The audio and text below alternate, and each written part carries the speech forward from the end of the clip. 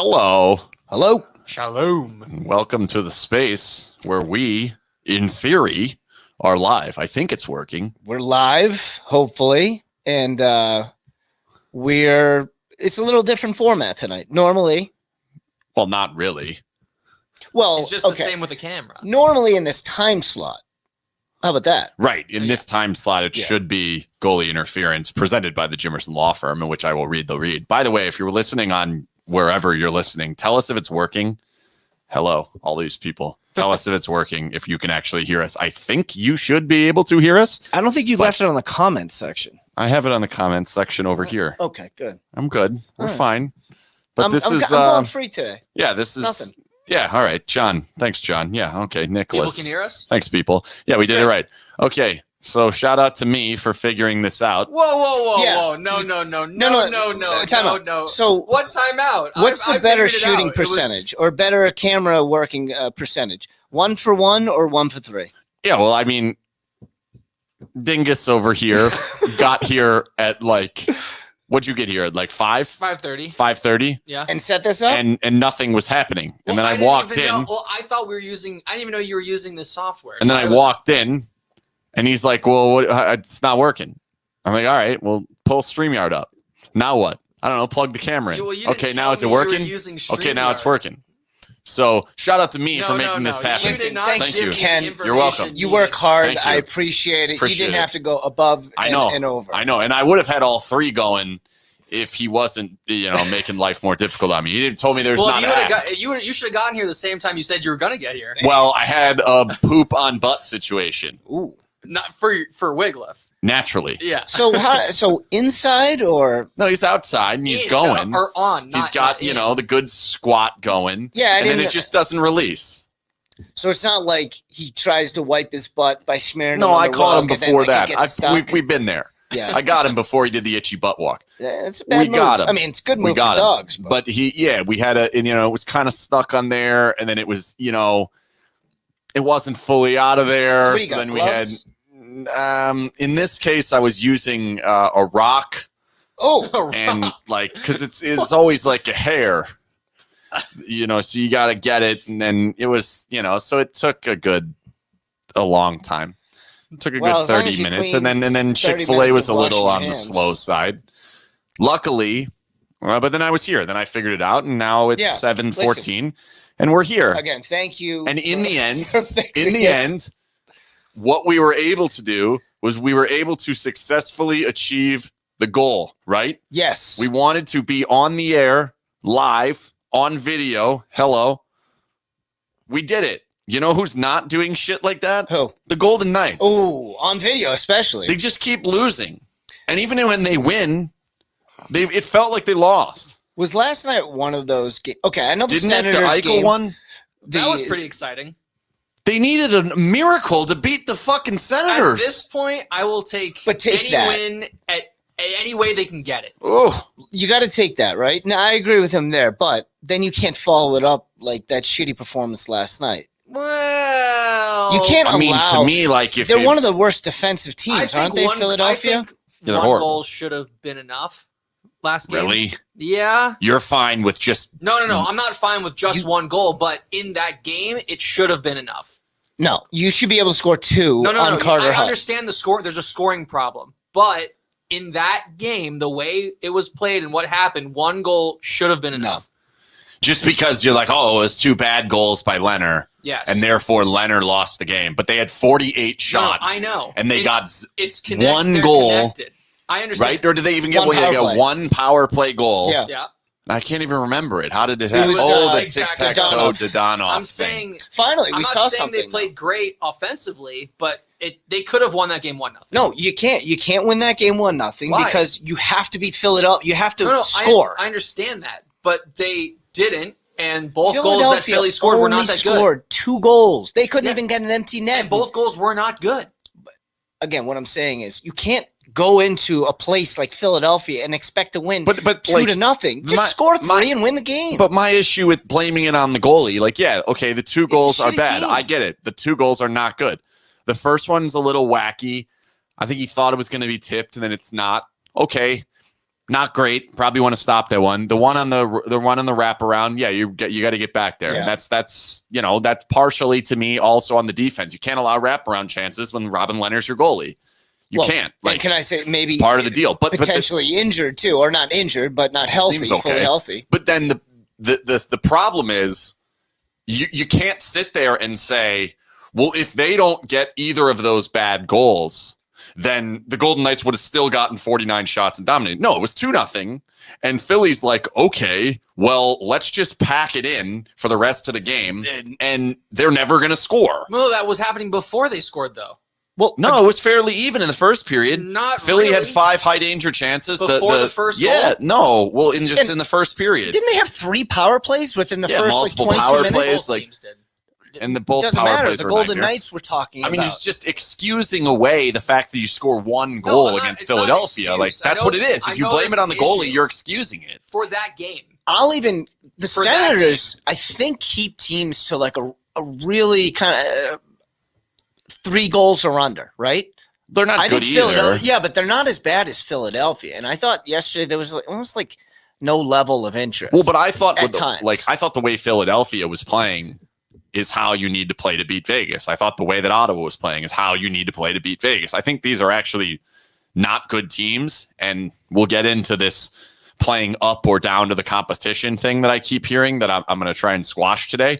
But like, my thought is like they're not playing the way Colorado plays. That's not how either of these two teams are playing. Colorado's scoring 3.5 goals per game and only giving up 2.5. Not last game. No, but the way that they're playing, this dump it in style, play a simple style, and then really they weren't challenging the Golden Knights at the blue line all that often. They were simply not allowing transition. The Golden Knights didn't have a single 2-on-1 break.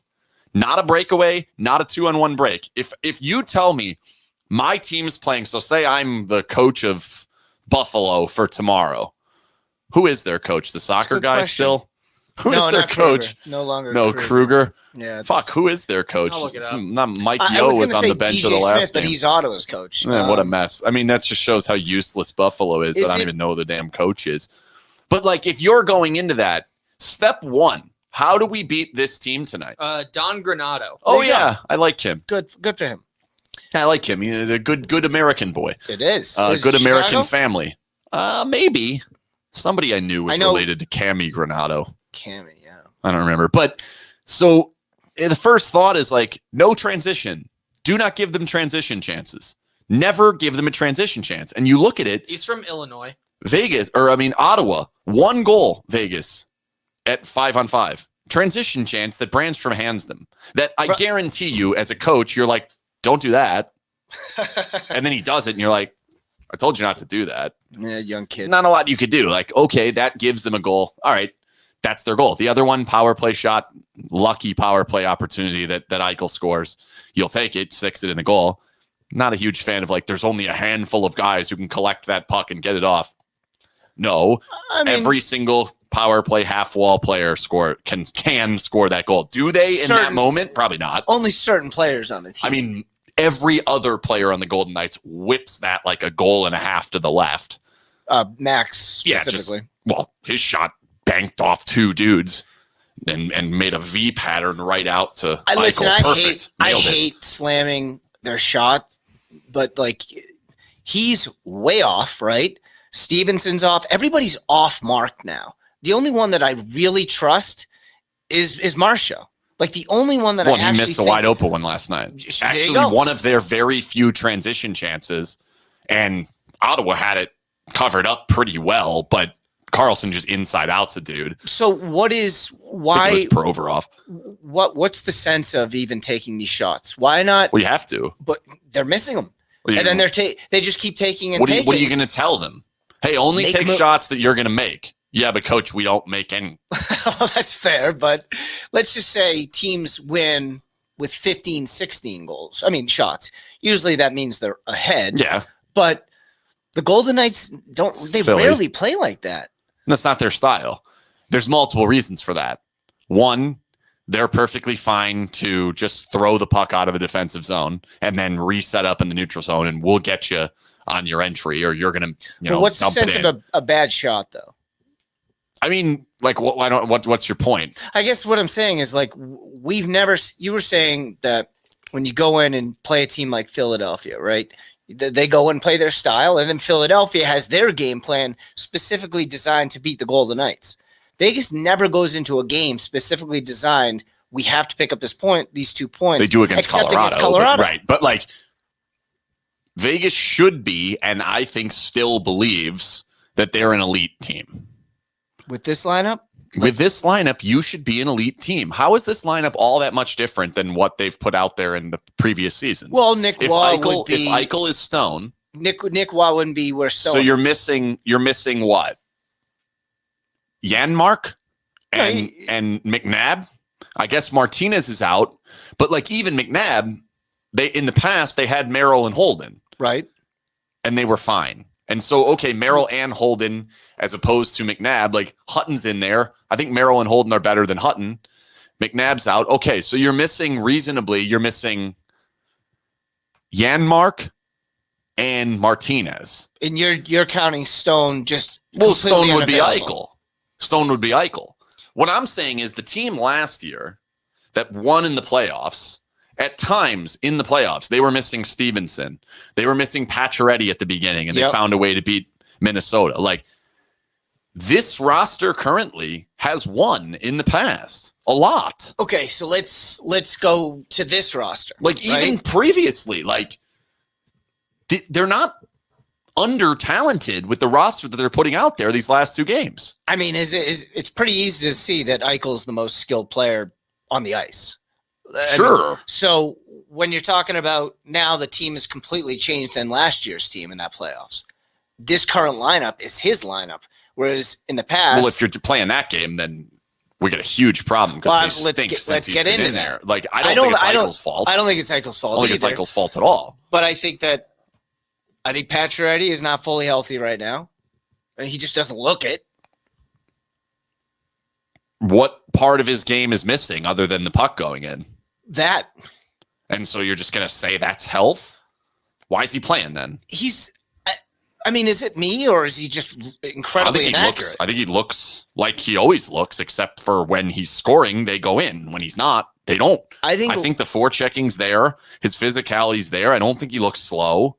I think this year it's been a little different. For me, it seems like he's like a slowed down 9-game goal scoring streak there in the middle of the year. I mean, I haven't seen it in the last couple of games thinking he looks any different than he normally can. He didn't play too physical last night. Other than he just doesn't score, which it's been 2 games for him. So I think it's a little harsh.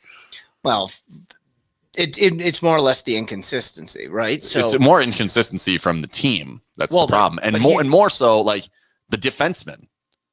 Hey, $8.8 million Pietrangelo. Can I get one? Not, and the thing this month, please, one. Like since January, at least one power play points. Theodore, it's 2022, bud. When's the last time he scored? I don't think it was in 2022.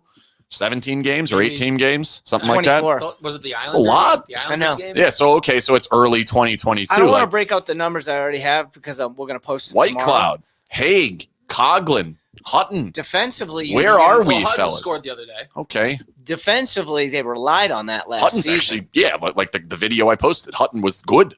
This one, they can't rely on that. Do you think it's Martinez? Why can't you rely on that? Because they're not getting it. The confidence, obviously, the confidence level for the entire team. I think offensively, it's low. 17 games on Theodore. Thanks, Adam. Oh, 17. I thought you were saying since. No, I just like. What is different? This is my main question for today's podcast. What's different about the team today than what it was mid-season last year? Because I'm the leader of I'm doing the rah-rah. I'm at the top of the pyramid of the cheerleaders here of saying that schedule last year was a complete and utter embarrassment. However, they took care of their it was like a parade of Ottawas and Philadelphias, and next is Buffalo and San Jose's and all these teams that aren't good. They're not even beating those teams right now. What is different? Why are they so different against shit teams? 2 people lead this. There's 2 guys that lead this club currently. It's Petrangelo's club and it's Eichel's club. Those are the guys that the offense. Well, it should be Stone's. But at the moment, you said what's different about these. So you're going to throw all of this on those? No, I'm just you're asking about what's different. That's different. That is different right now. So you think it's a leadership problem? No. I think it probably more of a chemistry problem, and I think still a little bit of a confidence problem. Because like the way I see it, the misfit line is still the misfit line.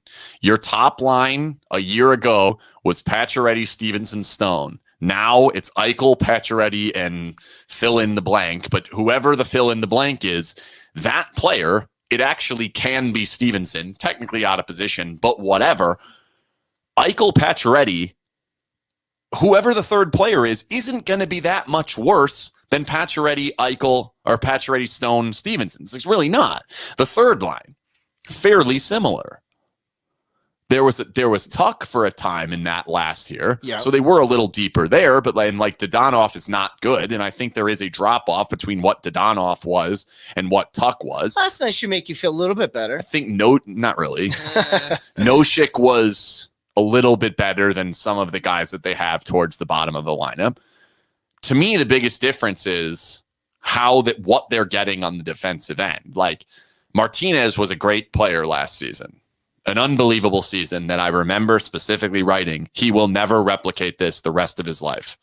And then they signed him to a 3-year contract at too much money. Well, you're saying not at that point, he's hurting. At that point in his career, because he had great careers. He will never. Actually, he had better year last year offensively than he's ever had in his life, which isn't, again, not horribly surprising. You played a parade of bums, but that's where the difference is. Hutton, not as good defensively. But during the parade of bums this year, why are those guys not putting in offense? I think because they're not as good defensively. I think that's the main difference that I'm seeing. Now, the scoring droughts, that would actually happen last season. That did happen at different times. They would have times where certain guys couldn't put the puck in the net, and someone would inevitably bank one in someone's ass or something. They still scored above 3 goals a game. That's what I'm saying, because the defense was generating more.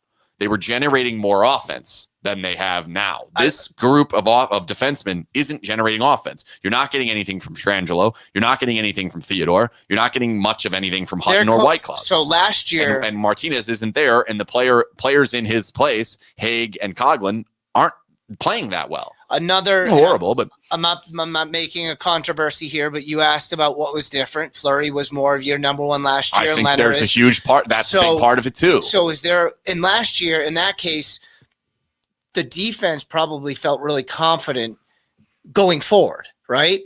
Are you thinking that they're sitting there in the back of their mind a little bit more hesitant to go offensive because they have to get back? No. So then where does it feel like the style of game they're playing is all that different? No, I mean 48 shots. Petrangelo's in the, deep in the ozone. Yeah, other shit. Doesn't feel, and he doesn't get caught out that often. No, and the only time he did last night was because they were legitimately chasing a goal, and it was like 51 seconds left. Yeah, it's fine.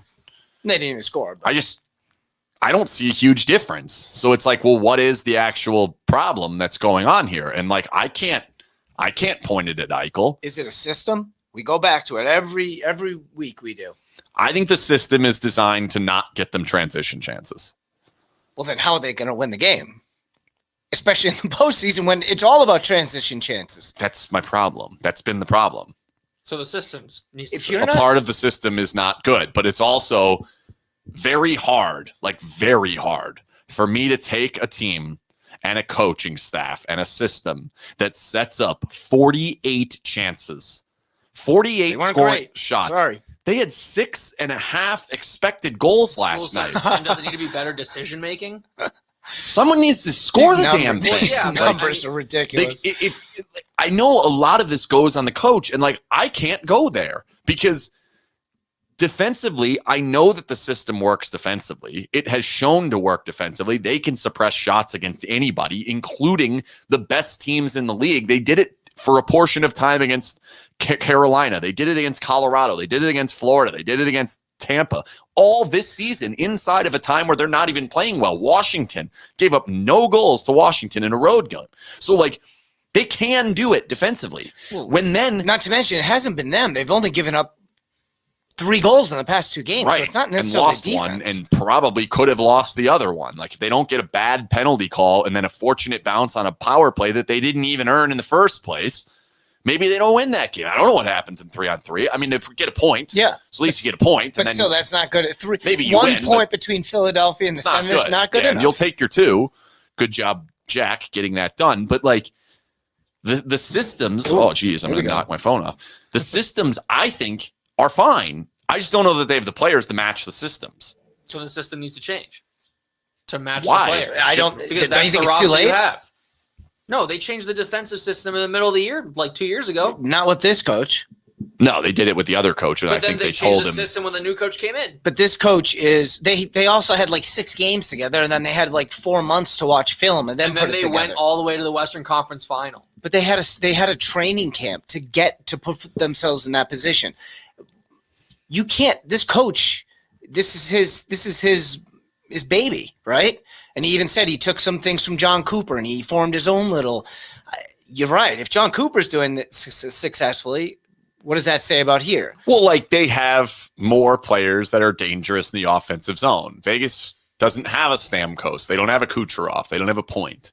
Point lives in front of the goal. Like he's a little guy, but he lives in front of the goal. Golden Knights don't have that. And even when they're injured, they have. But at the same time, like Jack Eichel should be elite if you give him offensive zone time. Pacioretty should be elite if you give him offensive zone and time. a center like The Eichel. Misfits have shown that they can score with offensive zone time. Yes, they're better in transition. Pietrangelo should be elite with offensive zone time. Theodore should be damn near great, Right. if not elite himself. The talent shouldn't be that lacking. It really shouldn't. Stone should be very good if you give him time in the offensive zone. Stevenson. Okay, maybe he's not a great fit on that. I actually like how he holds the puck, so maybe he could be. Your Carriers and Howdens and these players, and actually Howden's been one of the guys doing the right thing. I just have a hard time going coach. It's the coach's fault. Well, At some point, we have to look at the players and say, is William Karlsson as good as what he's supposed to be? Well- Is Jonathan Marchessault so? Is Max Pacioretty? Is Jack Eichel?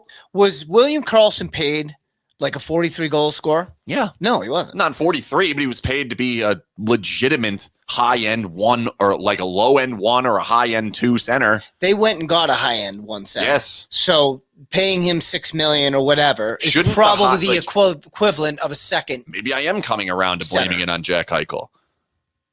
You just got the elite player in the league, an elite player in the league in a position that you have struggled at. What is he best at? Creating offense himself and generating offense for other players. 3 goals against Ottawa and Philly. It's not good. Well, I mean, let's be honest. I'm still going to say up until game 30 that he's still getting himself back together. It's fair. Right? It's perfectly And by fair. the way, But by the way, what are they doing hugging him like that and pulling him down to the Yeah. ground? Was it Haig, I think? No, that no, was Pacioretty. Pacioretty. Oh my Pacioretty, God. Who also yeah. had just come back that game from Who- being out for a little bit. But whatever. I can't. They were excited. Listen, when you watch, I mean, for me personally, I get drawn. I just watch him in the offensive zone when he has the puck. It's just fun to watch, right? It's not doing anything. But he still possesses the puck. You know what? This is going to really piss people off. He does the Eakin thing. He What? gets the puck and he skates around in a circle and no one moves. And then he skates around again and then he just drops it off to Pietrangelo, who But shoots it into 3 McKinnon dudes' does that shins. as well. No. He tries to set up McCarr. No. Yeah. McKinnon fires more passes through the seams per 60 minutes. But Like, Johnny Gaudreau does the same thing. Well, he'll come down, he'll skate back and forth. yeah, but then he weaves in between 2 and 3 dudes. Like, Hopefully, Eichel's not doing that at this point. That's fine. I don't think I Next want to blame month, it all Eichel on could. Eichel, but at the same time, if you're going to acquire elite talent to get this done, and then we're going to get 40 shots in a game, 48, and still can't beat Carter Hart, what are we doing?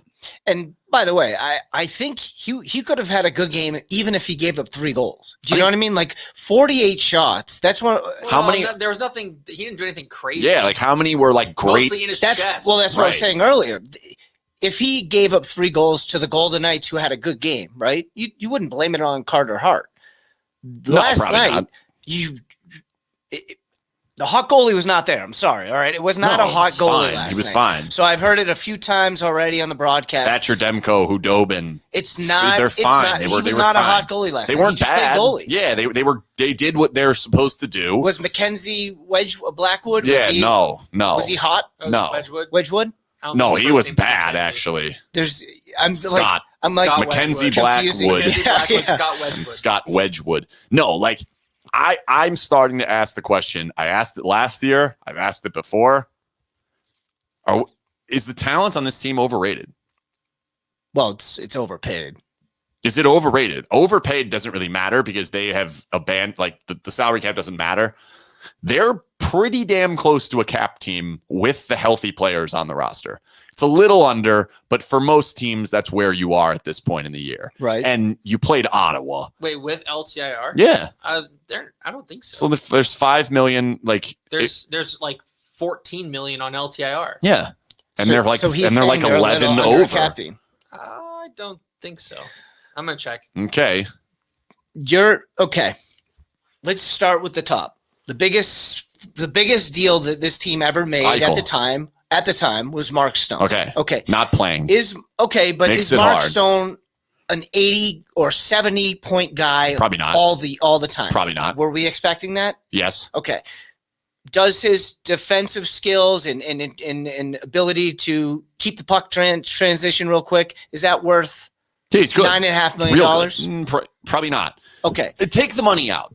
No, I understand why the sorry. money has to be in. I think we both just agreed he's a little overrated. I think it's hard to disagree with that. And obviously recency bias comes in, and the fact that he's not playing makes it difficult. They are better. They're better when he plays, credit for obviously. That. Yeah. They've been better when he plays than when he doesn't play. Clearly. Okay. But like Max Pacioretty, is he elite scoring first line right winger? Don't think so. Not so sure about that anymore. Because I'm looking at wingers that there's wingers with 30 goals right now. Yeah, like Nick Schmaltz had 9 points or something in 2 games. I think it's more. I think it's like 11 or something like that. Let's just compare it against the team that we know is probably the best team in the Western Conference. Is he, Max Pacioretty, better than Mikko Rantanen? No. Is he better than Gabe Landeskog? No. Probably not. But Landeskog, he does a little bit more. He does more than. No, I mean, but when you compare these two teams, by the way, because we're not slamming Pacioretty. We're more concerned about where is this game right now. I think what I'm starting to say, and you can take this as slamming players or not. I don't know. That's fine. If you want to take it as I'm slamming players, that's fine. I just think that the names on the paper, when you put the entire group of names on the paper and you look at it and you say, wow, look at that first line. Look at that second line. Look at those defensemen. Wow. Pietrangelo, Theodore. This is wild. Look at all the talent they have. And now Eichel's on the team. Well, are any of these players better than like a Michael Bunting? No, he's a great player. He's actually having a good season. Under the cap, by the way. Do you understand this team would love Michael 4.4 under the cap. That's in my opinion pretty close to being a cap. I thought it was more. Yeah, that shows you how far they're actually over if they were healthy. The cap, they're not like short money right now. Right. A little bit, the wrong guys might be injured. Like Martinez being injured might be a wrong guy that can be injured, but you also built the team around he can't get injured. But I just think like when you look at the names on the page and you look at them compared to Ottawa, great example. That Ottawa team, there was not a player on the front line that you're in any way enamored with.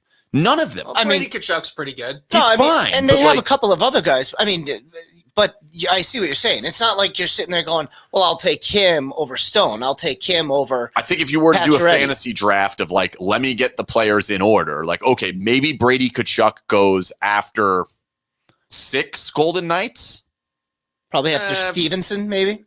Nah, I think he's better than that. Okay, let's play the game. You take an Eichel or Brady Tkachuk? Eichel. Okay. Carlson. Actually, that might be I don't know about that. I don't know. Okay, Pacioretty. right now. See, now this is the problem. This is a guy who would normally just jump on every player. I'm well aware. Smith. I would take Riley Smith. Marchessault. Yes. You're taking Marchessault. Yeah. But everyone else is iffy right Dodonov. now. Not a chance. No, but the name himself and the money and what he has done in his past, it tells you, whoa, they have a Evgeny Dodonov on the third line. This should be a really good team. What was the trade for? What was the pick?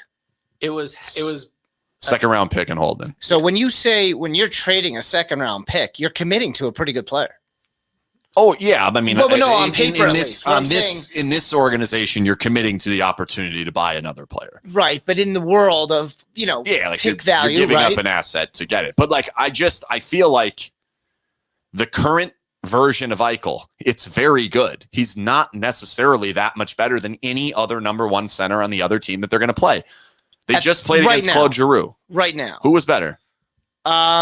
Giroux was I thought he was pretty good last night. It's pretty close. I thought Eichel was good. But for the most part, if you were to ask somebody who's going to be better in this game, Vegas's top line or Philly's top line, everyone's taking Vegas, and they shouldn't. And this is what I'm talking about when I say playing down to the competition.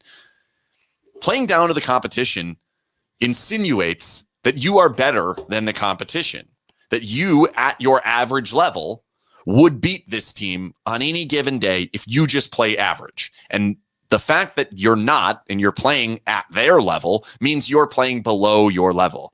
My argument is the Golden Knights level isn't that high. Okay, but they're way closer to Ottawa than they are Colorado. They've done enough to be sad here in the standings, where the teams that they're losing to are down here in the standings. Depends on when you're going from. You're right. When it's 2022 on, they're Vegas is a point 10, per game. 10 and 4. Vegas is a point per game. A point per game team is, I'll pull it up, in the standings, you're a nightmare. I think they might have, because I just looked this up, is the 8th worst record right now since 2022? Yeah, it's somewhere close to that. A point per game team would be in San Jose has 56 games and 55 points. Detroit 54 and 57.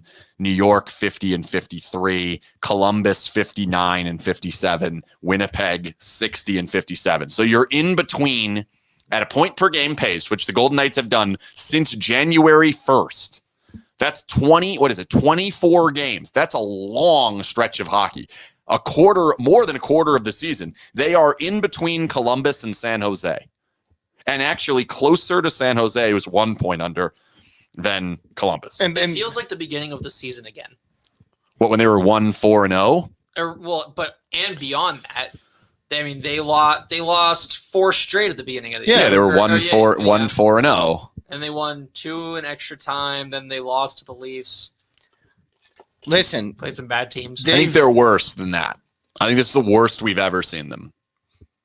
I think confidence is very low. I think there's little to no chemistry on some lines, especially when he keeps switching it up. Again, I don't want to say I'm with you on DeBoer.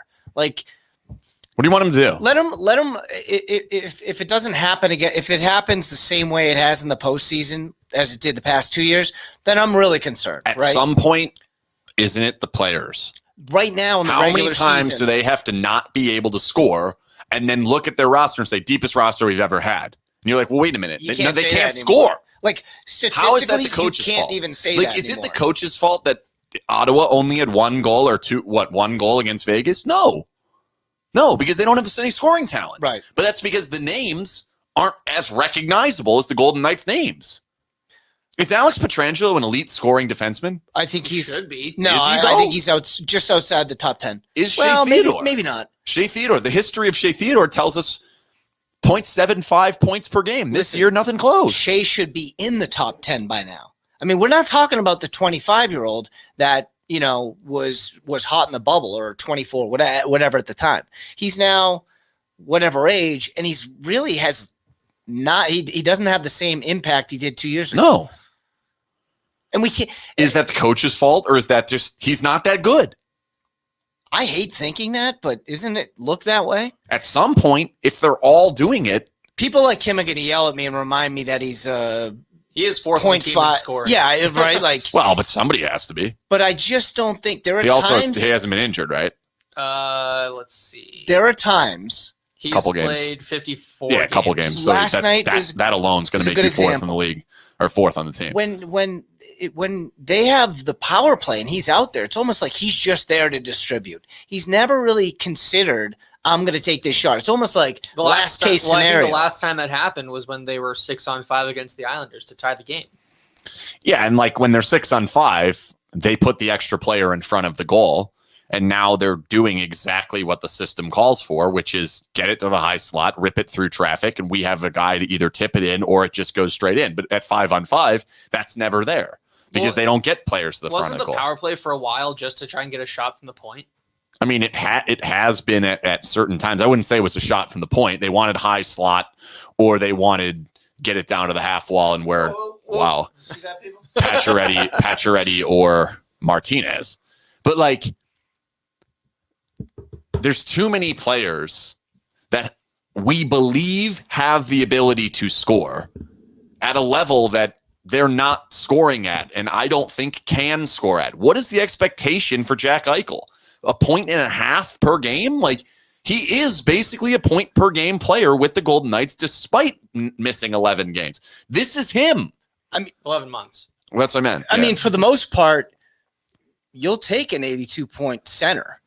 If you have an 82-point winger, and then you have a 60-point second center. Is that actually realistic? Like, in the last 2 games. If he's playing with Stone and Pacioretty in a healthy year, he should be at least picking up a point a game. And does that make your team good enough to score 3 goals a game? If the rest of the lineup is doing what they're supposed to be doing. Which guys are not doing what they're supposed to be doing? Carlson's scoring is probably down. Okay. Who else? Donov's non-existent. Okay. Realistically, the misfit line isn't consistent, okay? They get one here and there, and it's an important goal. Marshall will pick one up, Carlson, and then Riley. I think they're consistently dangerous looking. So I don't think they're actually consistent in scoring as often as the chance creation indicates. Right. Like their goals versus expected goals is probably under. That's because I'm not sure that those 3 players are as talented as what our minds and time watching them has told us that they actually are. They're all good. Is it almost just because there's little chemistry elsewhere, we have to keep this chemistry together?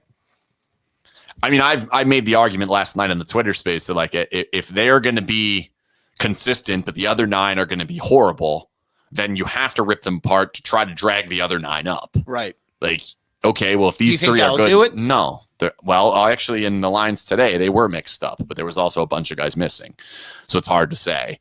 But like, I think my main question is just: is this team massively overrated, or are they underperforming? I think they're underperforming. Like, you think this is still a legitimate Stanley Cup winning roster? Fully healthy, but they're not. That's not been all year. I mean, that's not going to happen. Yeah, I mean, we have to talk. Team will be on the ice at some point. Will it? I think so. Why? I don't know if they'll be fully healthy, but they'll be there. You sure? Yeah. Like, you're fairly confident that Martinez is going to play again? I think the tops. I'm mainly talking about forwards. I think the whole top 6 will eventually be there. Will they be healthy enough where they're an impact? I wouldn't take that bet. I hope so. You don't think all top 6 players would be in the lineup at the same time? Nope. They can't get them all in the lineup at all. They're only missing 1. Game 1 of the playoffs. And you don't think any of them are going to be injured? Well, I don't know about that. Game 1 of the playoffs is Stone in? May be playing. Yeah, probably. Okay, so they're playing. Is he healthy? Fully healthy? Probably not. Okay, so hard to say though. Right.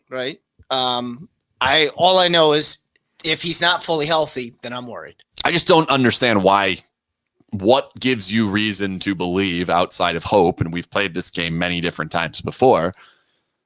There is no empirical data that says they will be healthy this season. Yeah. No. None. I mean, in my mind, I don't believe it. Every single time they play a game, it feels like someone else gets hurt. Overall, there is indication they will be. Do you Why? know? Because we've watched it. When? We watched last year. Pacioretty missed the first 7 games. The year before that. Pacioretty missed the first 3 games in the bubble.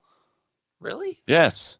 feels like forever You ago. missed that many, huh? He missed the round robin Okay, games. what about the year before that? Fleury missed some times. I mean, The year before that. okay, what about the year before that when Well, all of the them were Buff- 4 years younger? Like, Well, that's okay. Do you notice who's injured? The guys with heavy miles. yeah. I mean, and Stone's not as old as the others, but he's played a lot of hockey. Yep. And I mean, I've always worried about it. I always worried that the size, when they went bigger and older and more experienced, that it would take away from some of their excitement, first of all, which they're clearly not as They're exciting not an exciting as the team to watch. 17, Yeah. 18. Okay? They're not an exciting They're team not to the watch, yeah. Islanders, but they're also not Colorado. No. And they're not the 17, 18. No, or Carolina, Florida, Tampa. Yeah. Stop people they're going to say, I'm living in the past. I'm not.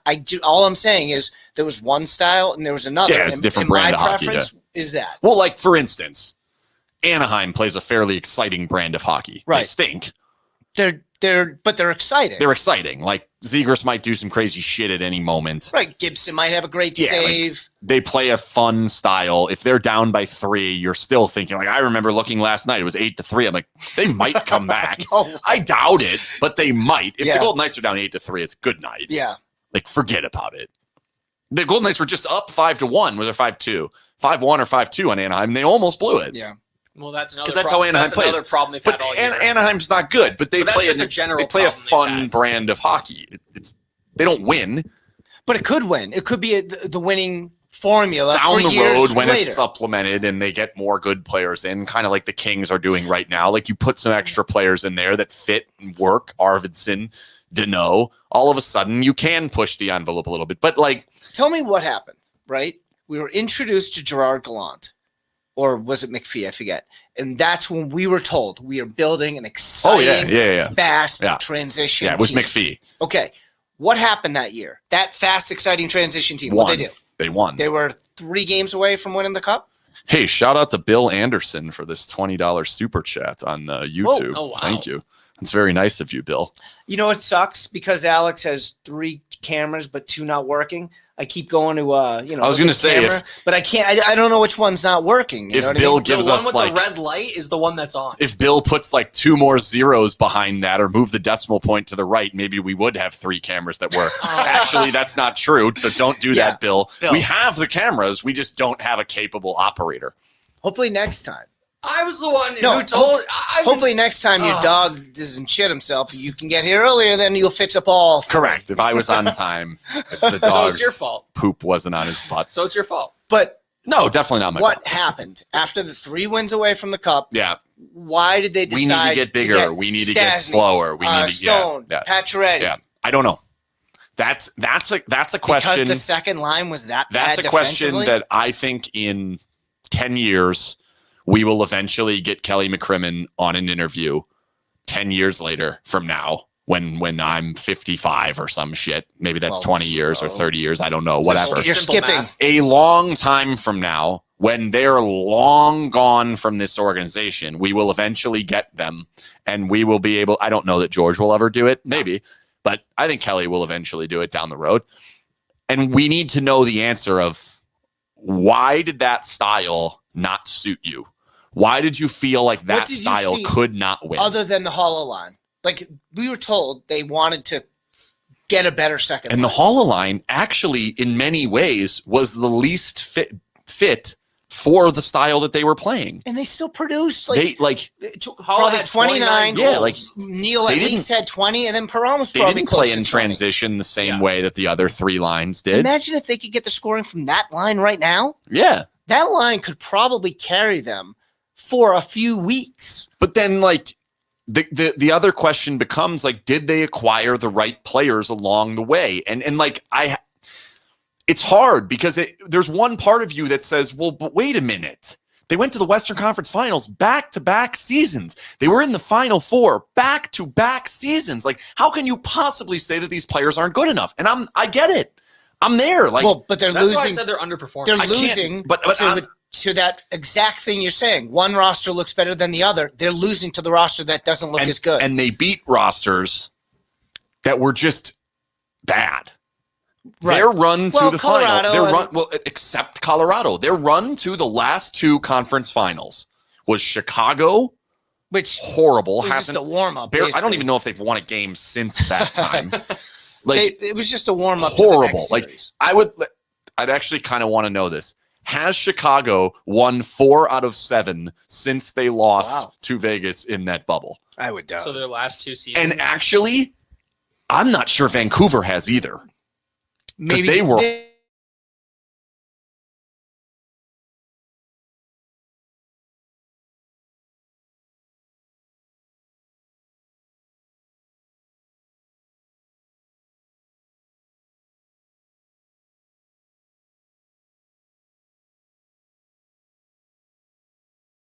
I think they can still hear us. Okay, actually, yeah. Doesn't see the thing. Might as well keep talking because it could take Alex a long time. Yeah, we'll be an hour. But if you guys can, you hear us on if you're on YouTube or whatever. Tell me if you can still hear us. I think you can. Keep going. But what I'm saying is,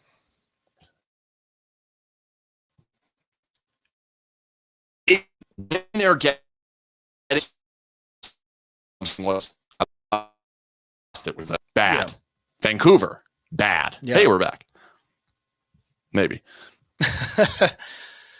Minnesota, not very good. They're okay. They're okay. It took 7 games. It took every ounce of strength that they had to get through that series. Yep. And then it took a game 7 where they were horrible. Minnesota was horrible in that game 7. Like, so bad. The audio is bad. The audio is bad, too. All right. Man, what's going on here? What a mess. This is why Alex was, he showed up early. What a mess. And yeah, now we're losing everybody. This is horrible. Man. Here, we could do this. Wait. Yeah, why don't you just put it on you or something like that? Camera. How do I enable my camera again? I'm going to tell you right now. If they lose to another team that's, the roster isn't as good, and then there's a question with coaching in the postseason. Regular season, I don't care about what their record's going to be. But right now, if they can't be a point per game team, and then expect to have a great run in the postseason. We need to pause because the recording is also coming off of StreamYard. Oh. So we need it to actually work. What is going on over there? Pause, people, I guess. I'm working on it. I'm trying to work on it. All right, let's what is it showing? Nothing. Well, it's showing the overlay stuff, but that's it. What is it showing on the camera? Oh. Hold on. Oh, we're back. Are we? Okay. Unbelievable. I don't know what he was doing over there. I just figured it out, and you're still mad? Figure out shit. We missed about 15 minutes of I paused for you were sitting content over there for 3 minutes, and then nothing happened. And then I said, okay, pause. Press that button. And what happened? We're back. Gotta look at that camera. I'm 100% giving myself credit on that one, too. Yeah, I'm now it's really choppy. I'm with you. You want me to keep working on it? It's fine. Okay. Isn't it? Fine. Yeah, it's fine. Look at my hand. Look at my hand going up and down. It looks great. I'm going to do this the entire rest of the show. Yeah. Just so we can tell if it's working. No or streak. Not. My arm is very tired already. I think there's an argument to be made that the team's not that good. Well, it's not Stanley Cup good. They're a good team. Not right now. Not right now. But with Stone and Martinez on the team, healthy, they're a good team. They're a good team. They're not Florida, maybe. They're definitely not Tampa, and they're probably not Colorado. They're more like that Minnesota team you're talking about. Yeah, that's okay. They're a halfway decent team that's playing at a bad level at the moment. Maybe they're a little bit better than that. That's where I don't know. I don't know. Are they as talented? Is the cream in Edmonton so much more talented than this roster? Yeah, for sure. Okay. You don't want to be that team. No, but they have no depth. The team has no depth. Edmonton. The team has hardly any system. There's nothing going on there. Yeah. This is not that. So you don't want to be that. But there still are enough players that when you look down the list, does it really feel like they don't have enough good players? Well, when you go down the list, I mean, I've heard it dozens of times. this team is considered a very deep team from other clubs, and the talent is considered still high end. So it's not just us being fooled by, either underwhelming players or overrated players. I think a lot of people are seeing it, or at least confused by it. Did the team is the team better today on paper than what they were last season when the season ended? Should be.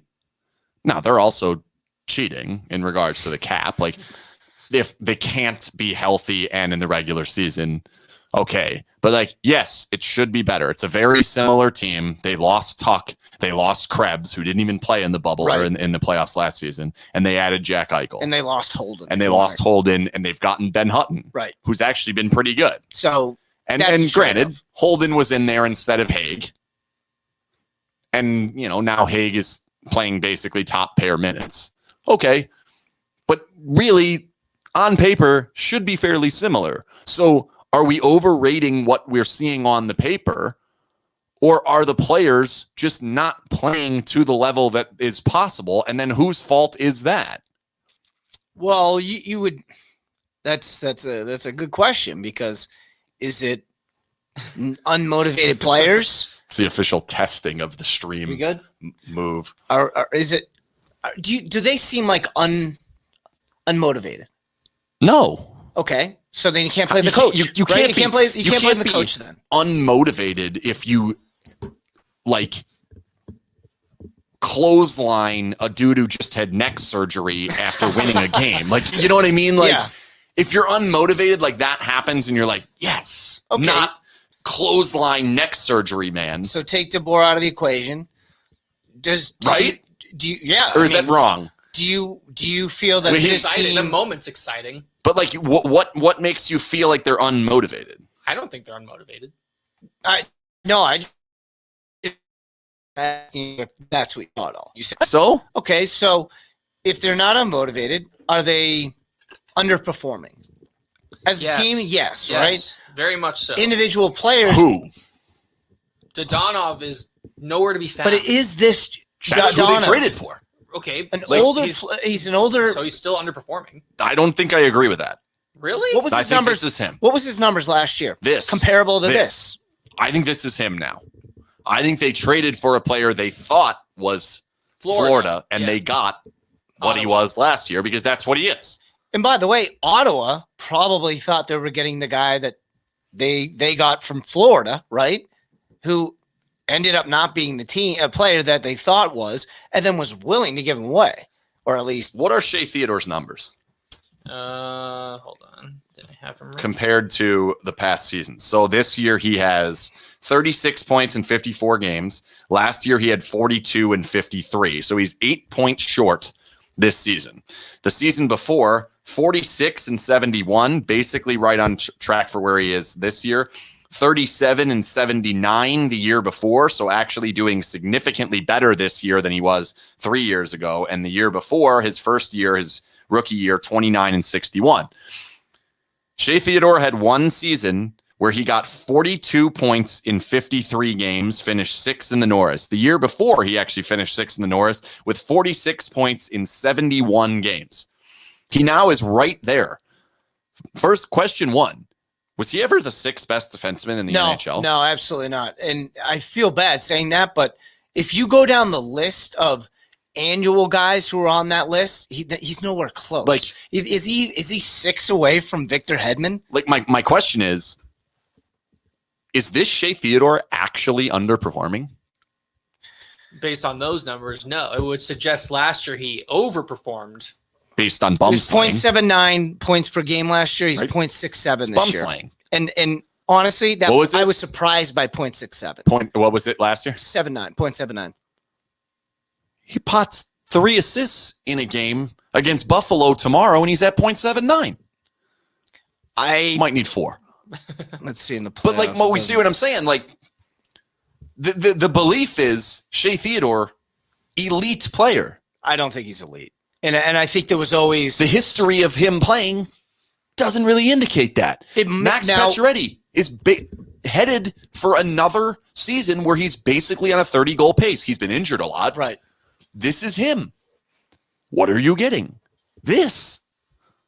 I mean, but with him, that's what you want. That's all you need. Half point per game player doing that. Yeah, probably. I mean, White Cloud way overperforming. And which would be Martinez last year. Marchessault doing what he's supposed to do. Carlson, not the 43 goals, but in my opinion, pretty darn close to what he's supposed to do. Smith, what he's supposed to do. At some point, isn't the construction of the roster just not good enough? Eichel, how many points does Eichel have? I think he's like 7 or 8. 7 or 8, yeah. That's what you want. That's what you thought. Yeah. Well, they're missing Mark Stone in a big way. See, I don't know. I don't even know if Stone helps. I mean, I think he'll help for sure. Jesse post that chart where their expected goals percentage for, but the 2 times Stone was out, they dipped. Expected goals. They had 6.24 expected goals. Expected goals percentage. Let me talk about expected goals. Honestly, I get so uncomfortable talking about it because I'm sitting there. How are they going to get 6 goals last night? I was listening to 49 shots is ridiculous, or 48, whatever. I was listening to this ridiculously in-depth to the point where like I had no fucking clue what was going on. In most it's like of the Shane podcast. Peng radio? Basically, about soccer analytics. Okay. Now, I am not a soccer writer. I watch soccer. I understand soccer. I don't care about stats. I barely look at I don't do any of that. I just watch the game and I go nuts when they score and I throw your dad's drink in the air. Turned out it was seltzer water. Sorry, fans below us. No, it was not. It was Dr. Pepper. No, that was different. That was me getting mad at when Paul Areola should have scored. Is this when the United States did after score? We won. After we scored. Yeah. But so I'm listening to this podcast and it's a guy from The Athletic. Sorry, I don't know his name. If you look up soccer stats, analytics, athletic guy, I'm sure he would pop up. And he's basically saying his big argument, because expected goals is also a stat in soccer. And they love it. A lot of coaches mention it. Greg Berhalter, America's coach, will tell you we had more expected goals than they had. We win that game often. It turned out it was a draw today. Isn't that an easy excuse, though? Yeah, but this analytics guy said, the problem is that's an event-based data. So all that is saying a shot that occurs from here, historically, all shots that occur from that particular place on the ice generate this amount of goals. It's just a statistical calculation based on shot from that part. And there's never any input from player versus goalie. Every shot in the NHL this season that has occurred from inside of the blue paint has like a 50% shot chance of going in because there aren't that many and they do go in a lot. And sometimes this is where the event-based data becomes a problem. Sometimes the goalie is in this face-off circle. And other times the goalie has his pads down in butterfly and he's on top of you. Right. Same place, same opportunity. The event data says that shot is worth the same amount, whether the goalie's there or not, right? That's how expected goals work. When William Carrier comes around and roars in, I don't know where this term came from, but Dave says it like 16 times a game now. Roars in. Stevenson cannot carry the puck into the offensive zone without roaring in. Roaring. It's amazing. And now the other team's doing it, and it's bothering me too. Okay, sorry, Dave. I think Dave's great, by the way, but roaring in's killing me. So when Carrier roars in, yes, and he roars around the back of the goal, and then he jams it into the pads, that shot is occurring from about 2 feet away from the goal. It's the same as a tic-tac-toe pass that gets tapped in on the back door. Yeah. Same thing, based on event data. But William Carrier's moves / expected goals is 0. So I don't. If actually, that's actually an interesting way to put it. If you took every single William Carrier wraparound and said historically what percentage of them go in, the answer is actually 0. He's literally never scored one with the Golden Knights. So how can you give me an expected goal based off history if we're not talking about that individual player? Because we're using everybody's history. And so maybe there could be, but the sample size would be so small. Right. And so it would be, and it can't ever be 0. A shot should almost never be 0 because if Nick Watt in Austin Matthews are taking the same shot Not 100 the same. times Yes. this season. Yes. Austin Matthews has 43 goals. Nick Waugh has 9. And that's where there's a part of the way that the Golden Knights play that they get all these shot attempts, 88 shot attempts last night, that it's simple math. 88 shot attempts from anywhere sprayed all around the offensive zone. It's going to create chances. William Carrier is going to jam a puck into the goalie's pads at some point. They are going to get a rebound that they inevitably jam right into his pads. Right. Now, the shot that Marchessault had, that one, Carlson inside outs the guy, sends it over to Marchessault. He's got half the goal to shoot out. That was a different play. No, it wasn't. Carlson's inside out. He went backhand, forehand, and missed the net, going for a top. No, I'm talking about the one. There was one. Either way, was in the crease, no goalie in front of the net, and he missed. That's a different play. I know what you're talking about. There was an opportunity where Marchessault had it flying down the right wing, got a pass onto his stick. Was he roaring? He was roaring. Maybe I'm thinking of another different play. And he shot it wide. And there's a still frame shot that shows like Hart's trying to get over the post and like can't quite find it because he has to get over there ridiculously fast. And it's so wide. There's a lot of goal to shoot at. That opportunity is like a 0.4 chance.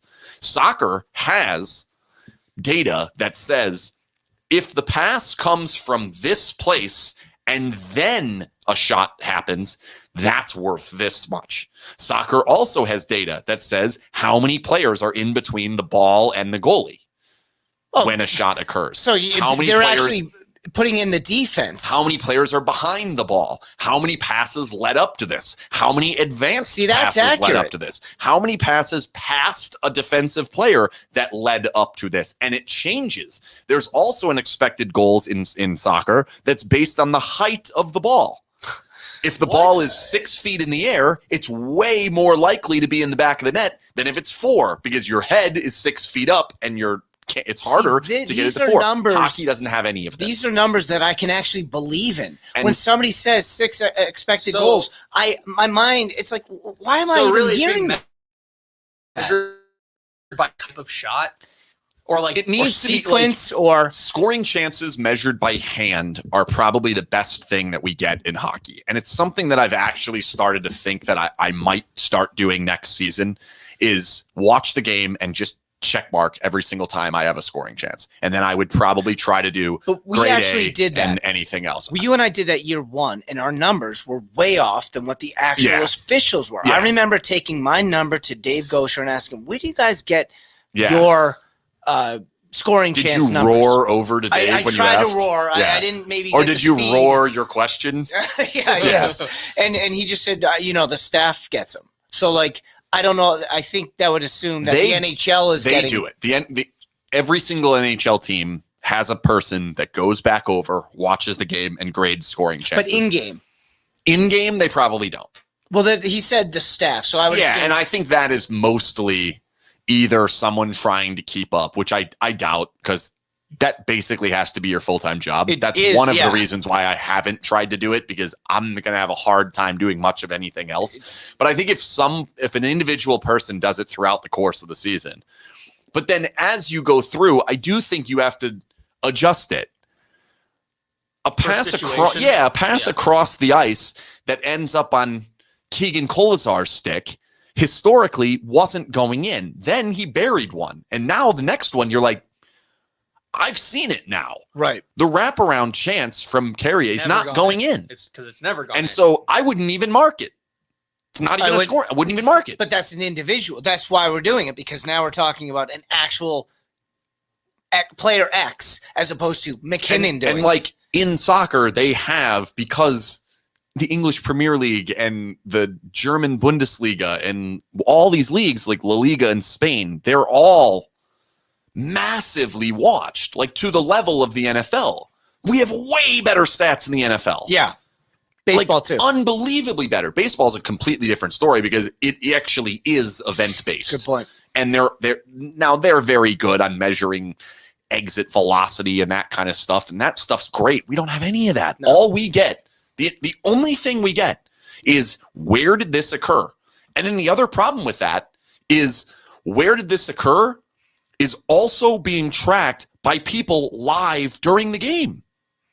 Like, there are times the stat guy's behind me, and I have no idea how they're even close on most of these, and they are. But sometimes I've heard, like, that shot occurred, like, at the top of the right circle. And I'm like, he was kind of 2 feet in and down to the right a little bit.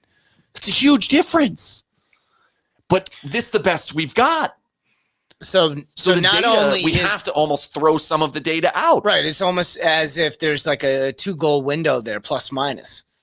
I think like the margin of error is so massive that it's like, then it's an unreliable stat. And at this point, expected goals has to be considered unreliable for the Golden Knights.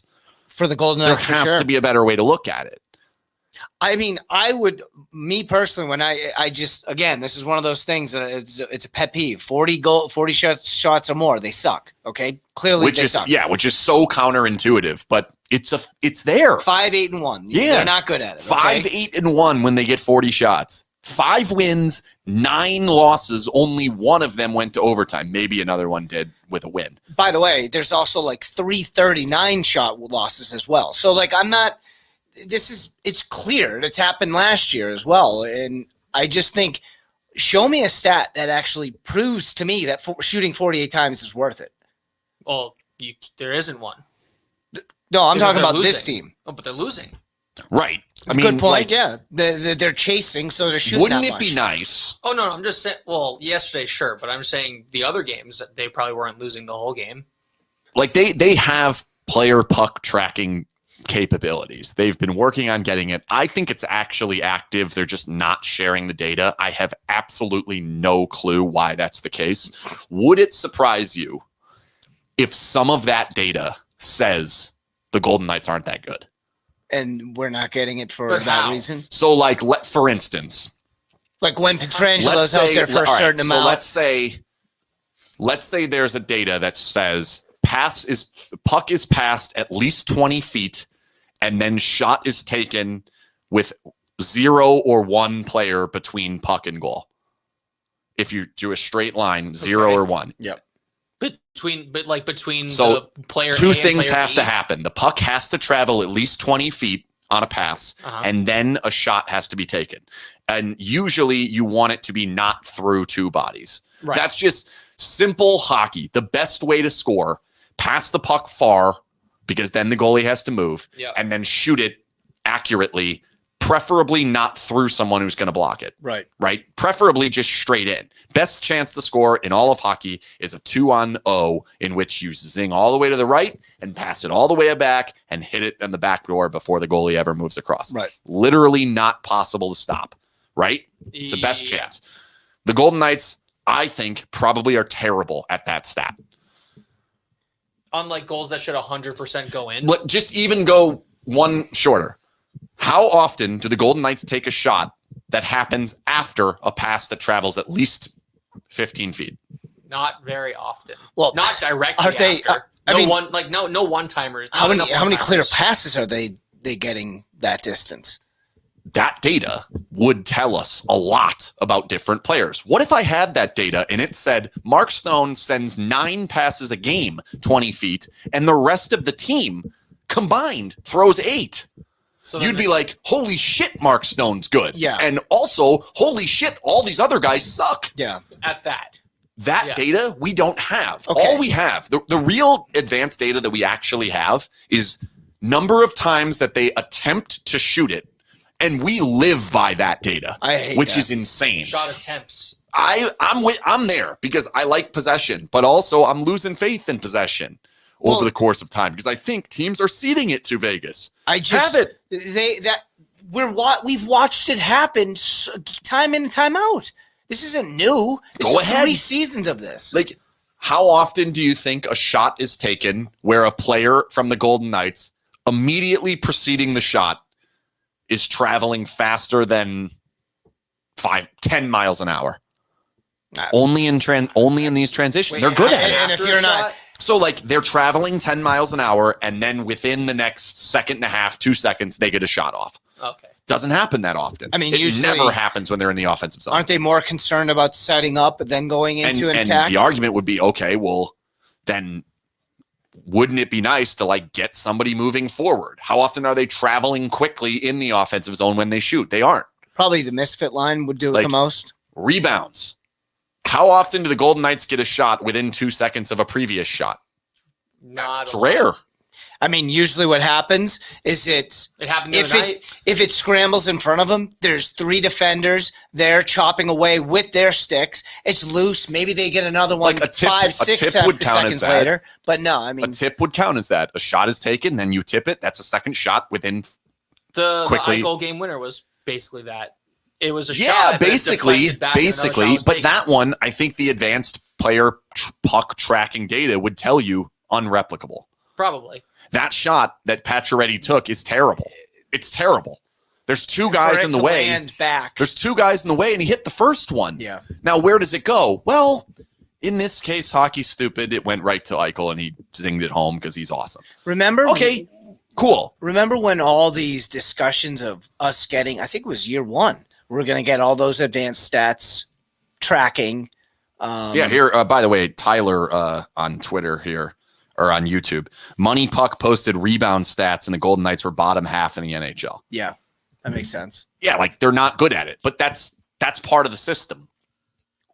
And they're not taking. They're not good at They're it. setting it up, So but they're we're not back to actually the taking And so the advantage argument of. goes, we'll go back to the system. And my argument is, if you try to go back to transition style hockey, you've given away a lot of the best players that you've had in transition style hockey, and you're going to be worse defensively, and they're not good defensively right now. They gave up 5 high danger chances in the first period to these shitty Philadelphia Flyers, who weren't even playing well. I think they were in a 4-game losing streak. I know they were on a 10-game losing streak the last time they beat Vegas. Yeah. I'm fairly certain they were on a 4-game losing streak this time. My point is, they allow high danger chances in bunches, playing a style that doesn't even try to generate transition chances. Like, I would like to see what those Montreal numbers were, because, I mean, that's the ultimate team. 14% of goals off rebounds. Good data there from Tyler, 20th in the league. Thank you, so Tyler. bottom third, actually. I guess technically.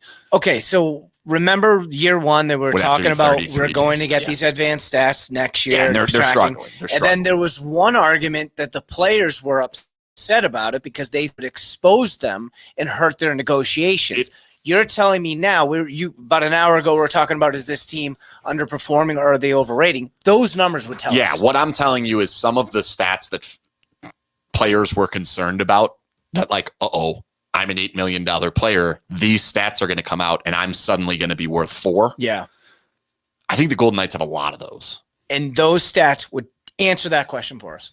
Certain things about it. I think there are certain things that would be amazing. Maybe Stone's 9.5 doesn't look as bad. Like, if I had maybe those data. I think like here's an example of a place where I think advanced stats puck tracking data would show that the Golden Knights are excellent. I think if you said, how often is there a Golden Knights stick within 1 stick length of the puck when it crosses the blue line, it's incredibly high. I think they're excellent gapping.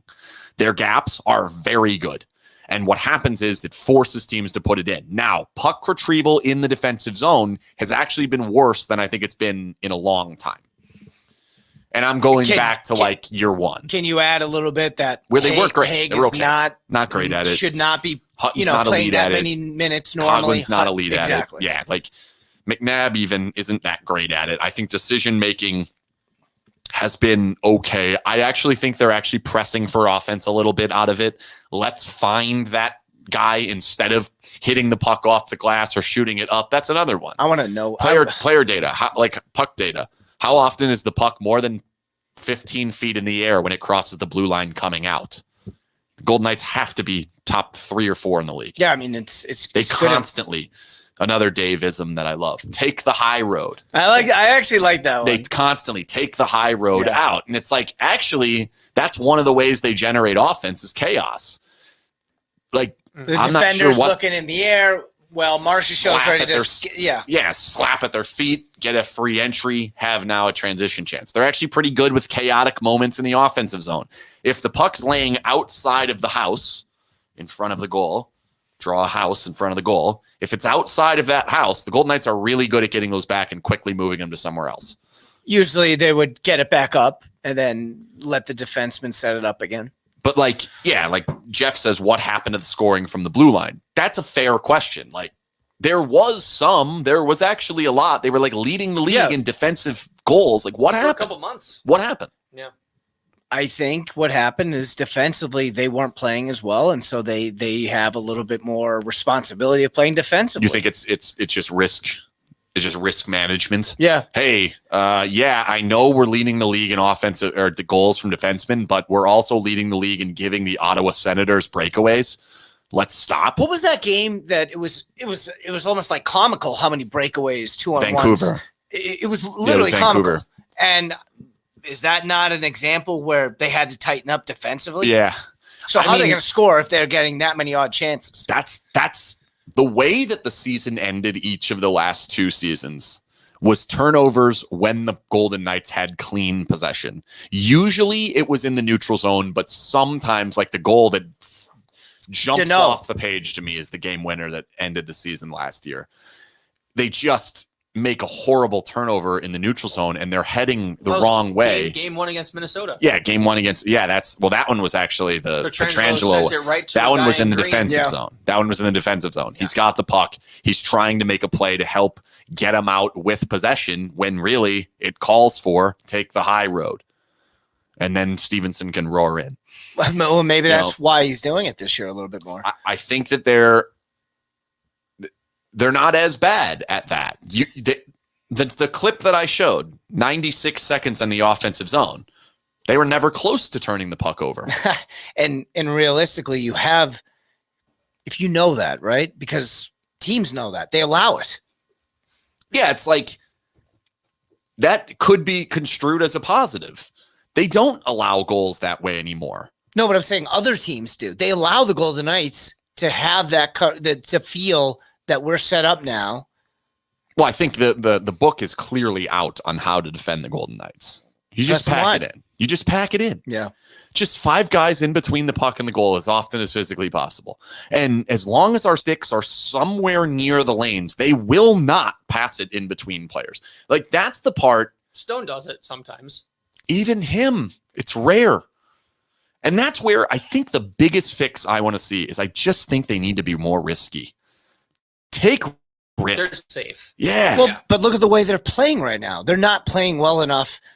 I want to see the icing numbers. I think they're down. You always talk about them panicking. Well, they should be panicking right now because they're a point per game player, right? For 24 games. Sorry, yeah. team. Yeah.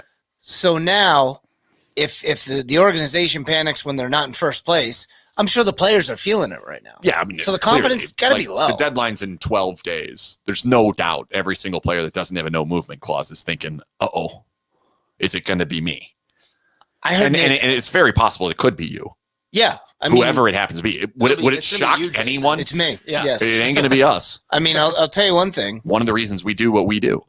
I don't feel like it ain't going to be us. I'm not getting traded to Columbus. We're going to be here long after every single person in the organization is here. Possibly not Foley's son. It's one of the few people that's going to. By the way, do you remember VGK Phil? Of course. Yeah. He left. What? Yeah. Is he Seattle Phil now? No, he's back to Tampa. He's Tampa. He's working with the Lightning now. He was with the Bucks for a while, and then he came over. Has been here from the beginning. It's another guy that just up and left. Maybe he had some beachfront property in Tampa. Maybe. I don't know. Just it's another example of people from the beginning that aren't here anymore. Well, again, I just the roster. If you took a picture of the roster and then the organization as a whole, it would actually probably about percentage-wise. Yeah, it would look fairly similar. Like, well, there's like 4 of you left. Yeah. Would it shock you if they traded Shea? I'd be a little surprised.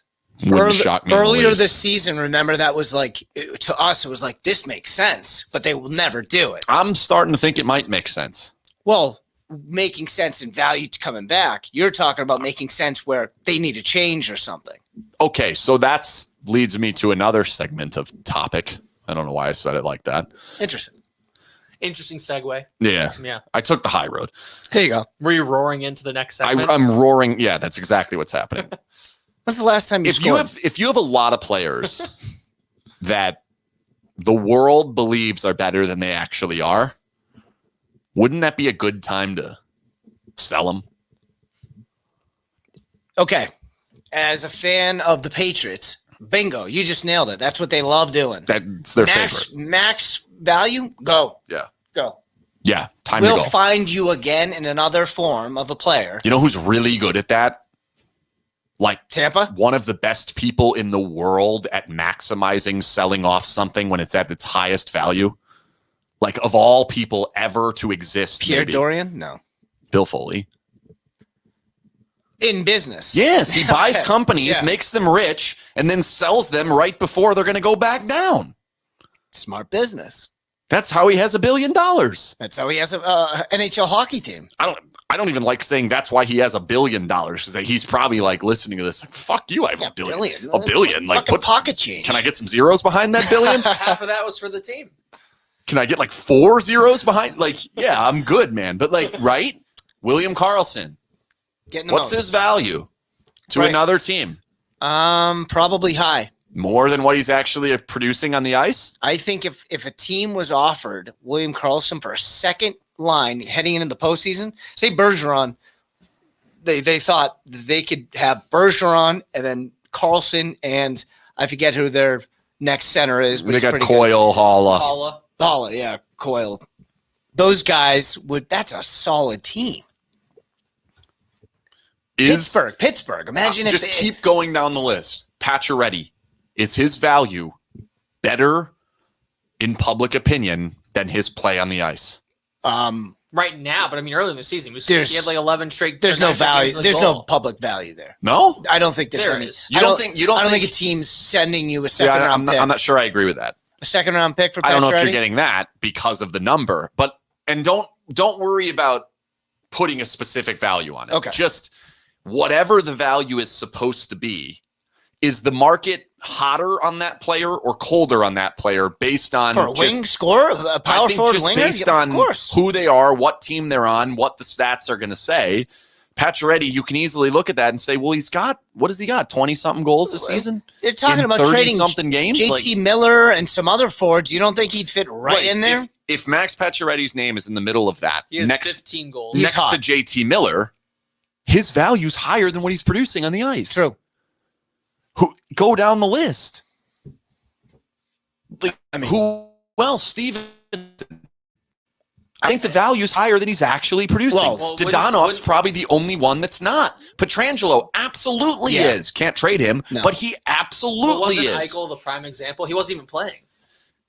Eichel's value in theory was down. I thought they bought low on Eichel, which is But at the good. beginning, it was at the beginning of like when they Well, when they were started asking for 7 first-round picks, you're like, I'm good. Yeah. But then when it's 3, okay, I think that's fine. The problem with the Eichel trade's a completely different story because the trade itself was good. Yeah. It's like the Stone deal. It's a good trade. It's the ripple. The ripple of the Stone deal was almost nothing. Like, I guess we can't have Oscar Lindbergh anymore. right. So He's the, using- so the- then the the good ripple- example would be the Pietrangelo ripple. Yeah, the ripple on the Pietrangelo The deal Leonard is ripple. Yeah, yes. The ripple on the Pietrangelo deal is Stastny and Schmidt. Ripple on the Leonard deal is Fleury. You know, the ripple on And if you, I mean, re-signing a Martinez is, well, you've got to do other things. You got to trading for find Dodonov. like these. Yeah, right. Exactly.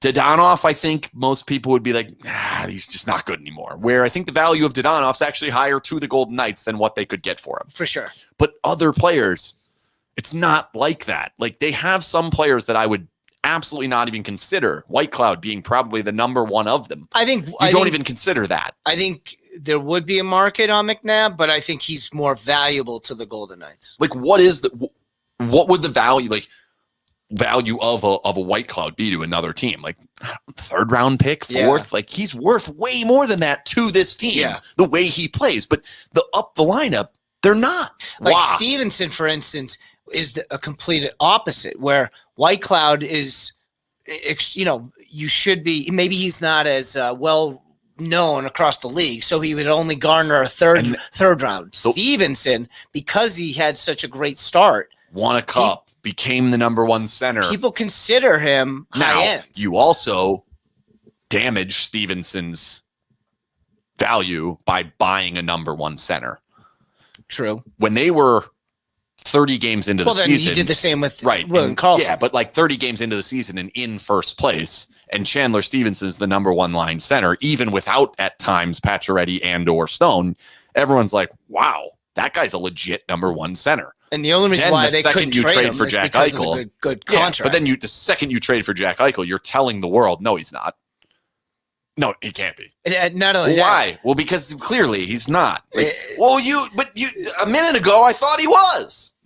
No, I agree and now they put themselves in a position. That was my issue with Gusev. Well, they even said that too, wasn't there? Like, we don't need a number one center. Was said. Yeah, and then they got the number one center, and they're like, every team needs a number one center. These guys don't come around too often. Yeah, they never. You cannot get a player like this. There's a ripple to go along with those. It's just. All right, let's just play the ridiculous game. Just love crazy ridiculous games. What if they sold at this deadline? And I'm talking hard. Like, just pack it in for the hard. Year. I don't believe that they would do that. But 4 players. Okay. White flag. 4 players, white flag the entire season and say we're winning the cup next year or the following. Carlson, Riley, Shea, and no, I can't get rid of Stevenson. His value's too Brossoit, Leonard. So 5 players? No, one. 4. Well, you can do both if the value's there. Reason I bring that up, I wrote about it this morning. The 16-17 Tampa Bay Lightning. If you can get somebody to take Pacioretty, the 16-17 Tampa Bay Lightning. They sold. They sold Ben Bishop. They sold, I forget the other players. Yeah, we went over this the other day, and we were surprised. They sold multiple players at that deadline, and it was viewed as like, well, we're kind of packing it in. And then it was like, well, wait a minute. Let me look. They were in February, they were 1 point out of dead last, but also 5 points out of playoff position. They went 20. That's a little different than. Is it? Yeah, because they're in a playoff spot right now. So, but not. I think I view that a lot differently. And the reason I say that is because I think I view it as either I have full confidence that this team has the ability to win the Stanley Cup or I don't. I don't think I can right now. Well, again, right? Why would you? This like since January 1st, they're not a good club. Okay. Let's put the injuries aside. I think we can all agree that they have scoring issues, they have defensive issues, and can we say goaltending issues? For them to put all that together, even if guys are healthy or not, I think it's asking a little too much. And I go back to it. It's been asking a lot all season long, and I just don't think it will all come together. They traded Ben Bishop, Brian Boyle, and Valtteri Filppula. God damn it. Valtteri Filppula. Those are the 3 players. They sold at the deadline. They didn't add. I think the main belief, because we're starting to get to deadline time. Like, it's time to talk about the deadline. They're probably going to buy. Yep. Well, they have that extra wiggle room, right? If they can get rid of a contract, they probably will. I think I think when all is said and done. But what contract did when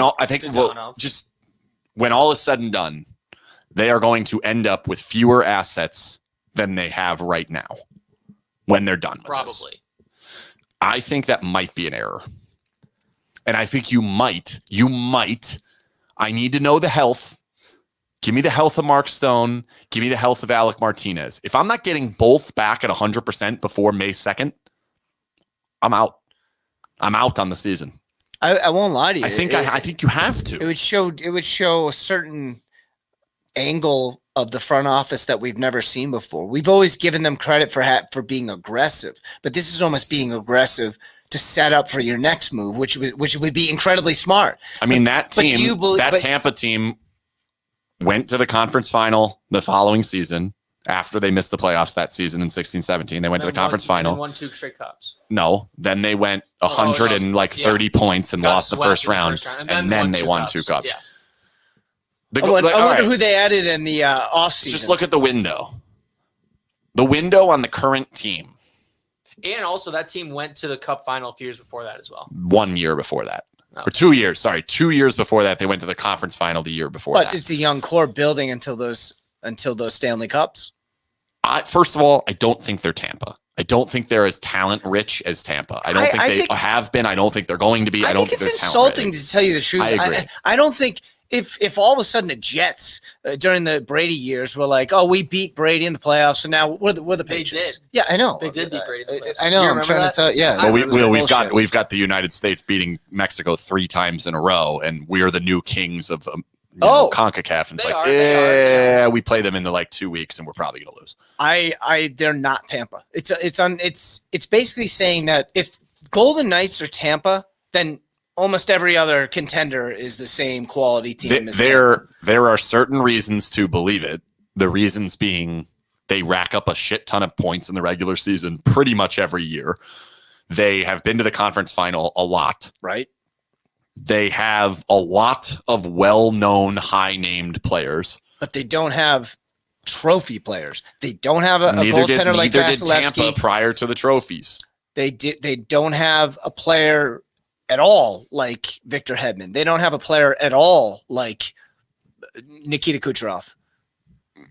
At the time, those guys weren't those guys. When you look at the names on the paper, but those guys were younger than the Golden Knights. When you look now. at the names on the paper, yes, they do. They have Alex Pietrangelo. They have Mark Stone or Jack Eichel.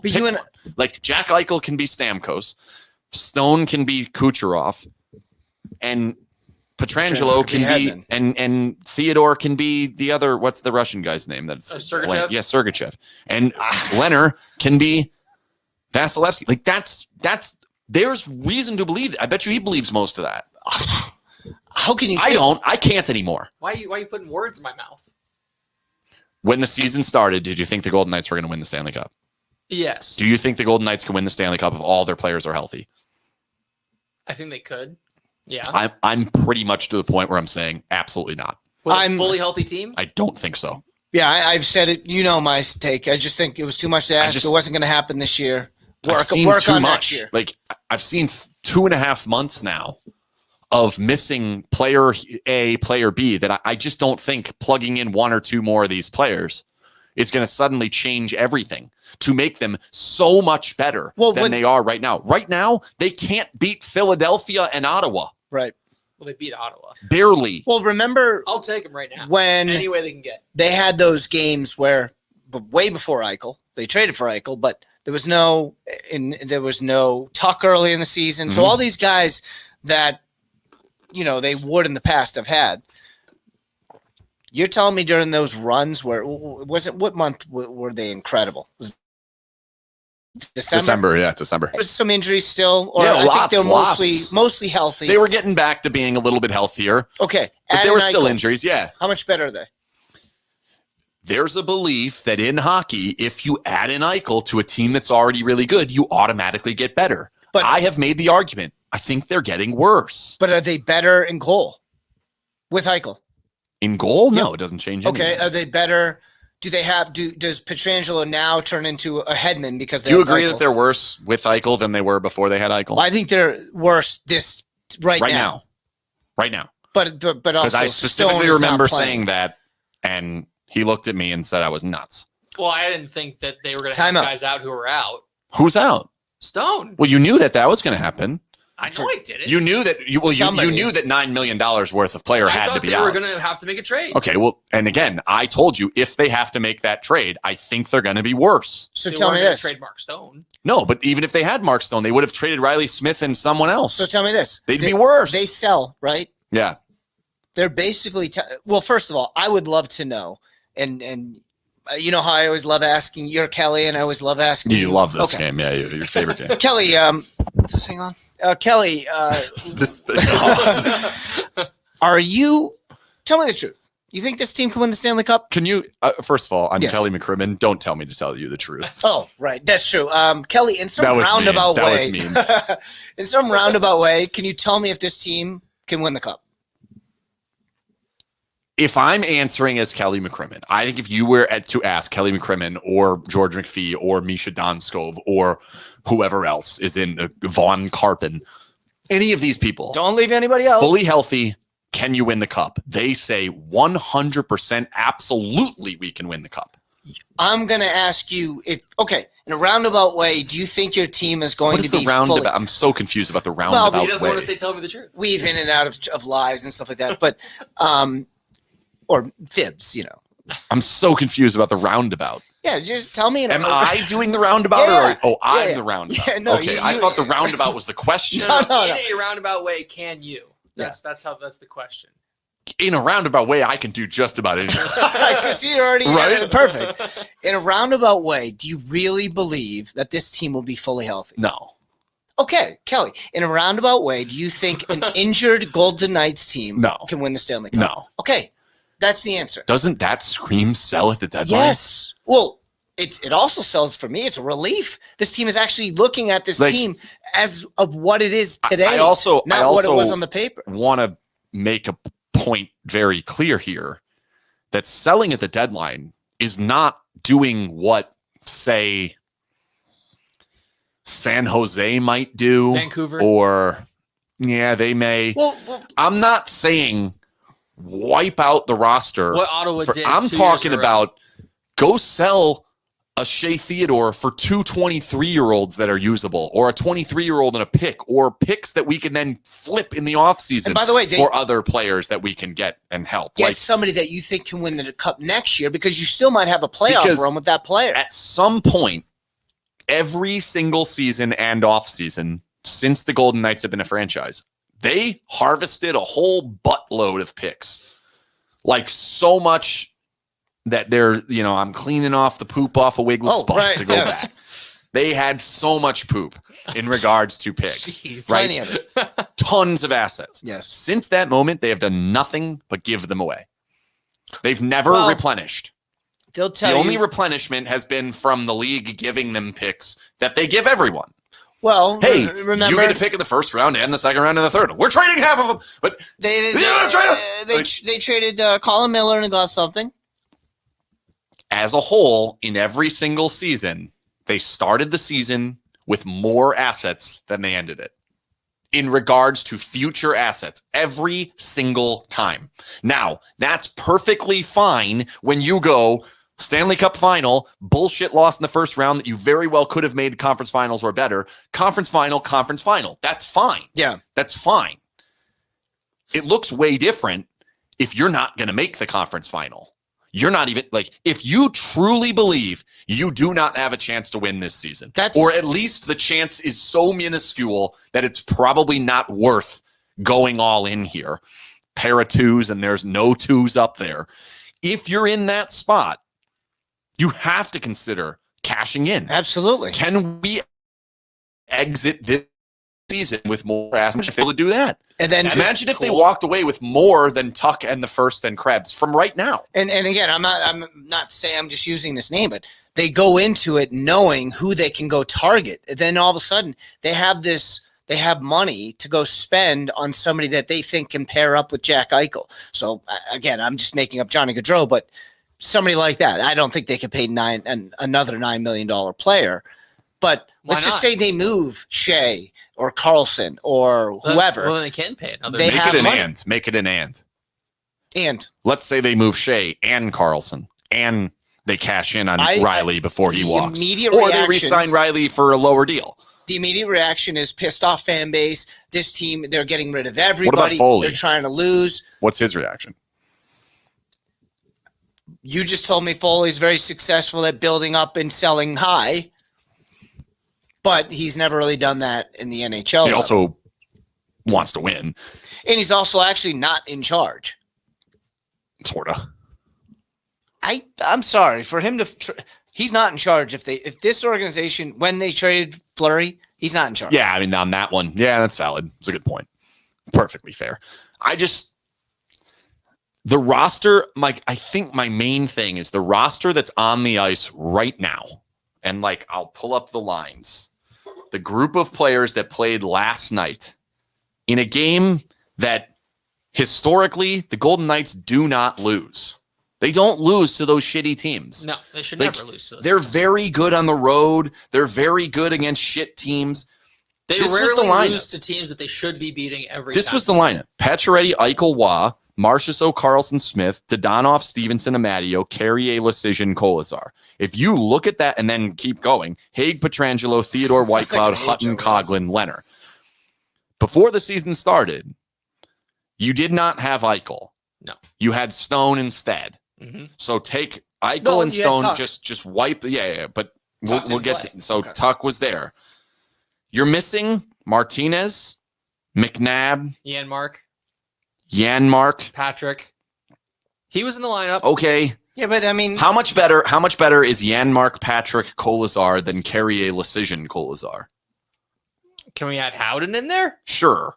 I liked Howden when he was playing. Add them all. I mean, let's be honest. When you're reading that roster, there's more players closer to the AHL than NHL level. There's just the difference between player A and player B is not that large. I mean, it is a drop from McNabb to the next guy. Yeah. Yeah. And same with Martinez. Yeah. Okay. This team was supposed to be a Stanley Cup contender. They were supposed to be able to do it. If you would have walked in this season and said, all right, well, you're going to have to go without Alec Martinez and Matthias Janmark in the postseason, can you still win the cup? Before the season started, you'd have been like, yeah, I think so. I think so. And there's a deadline to possibly supplement that. Okay. Yeah, I think so. Stone and Martinez. There's no way you can feel that way. What would you have said if you learned that Stone and Martinez would be? But it's not. They have Eichel.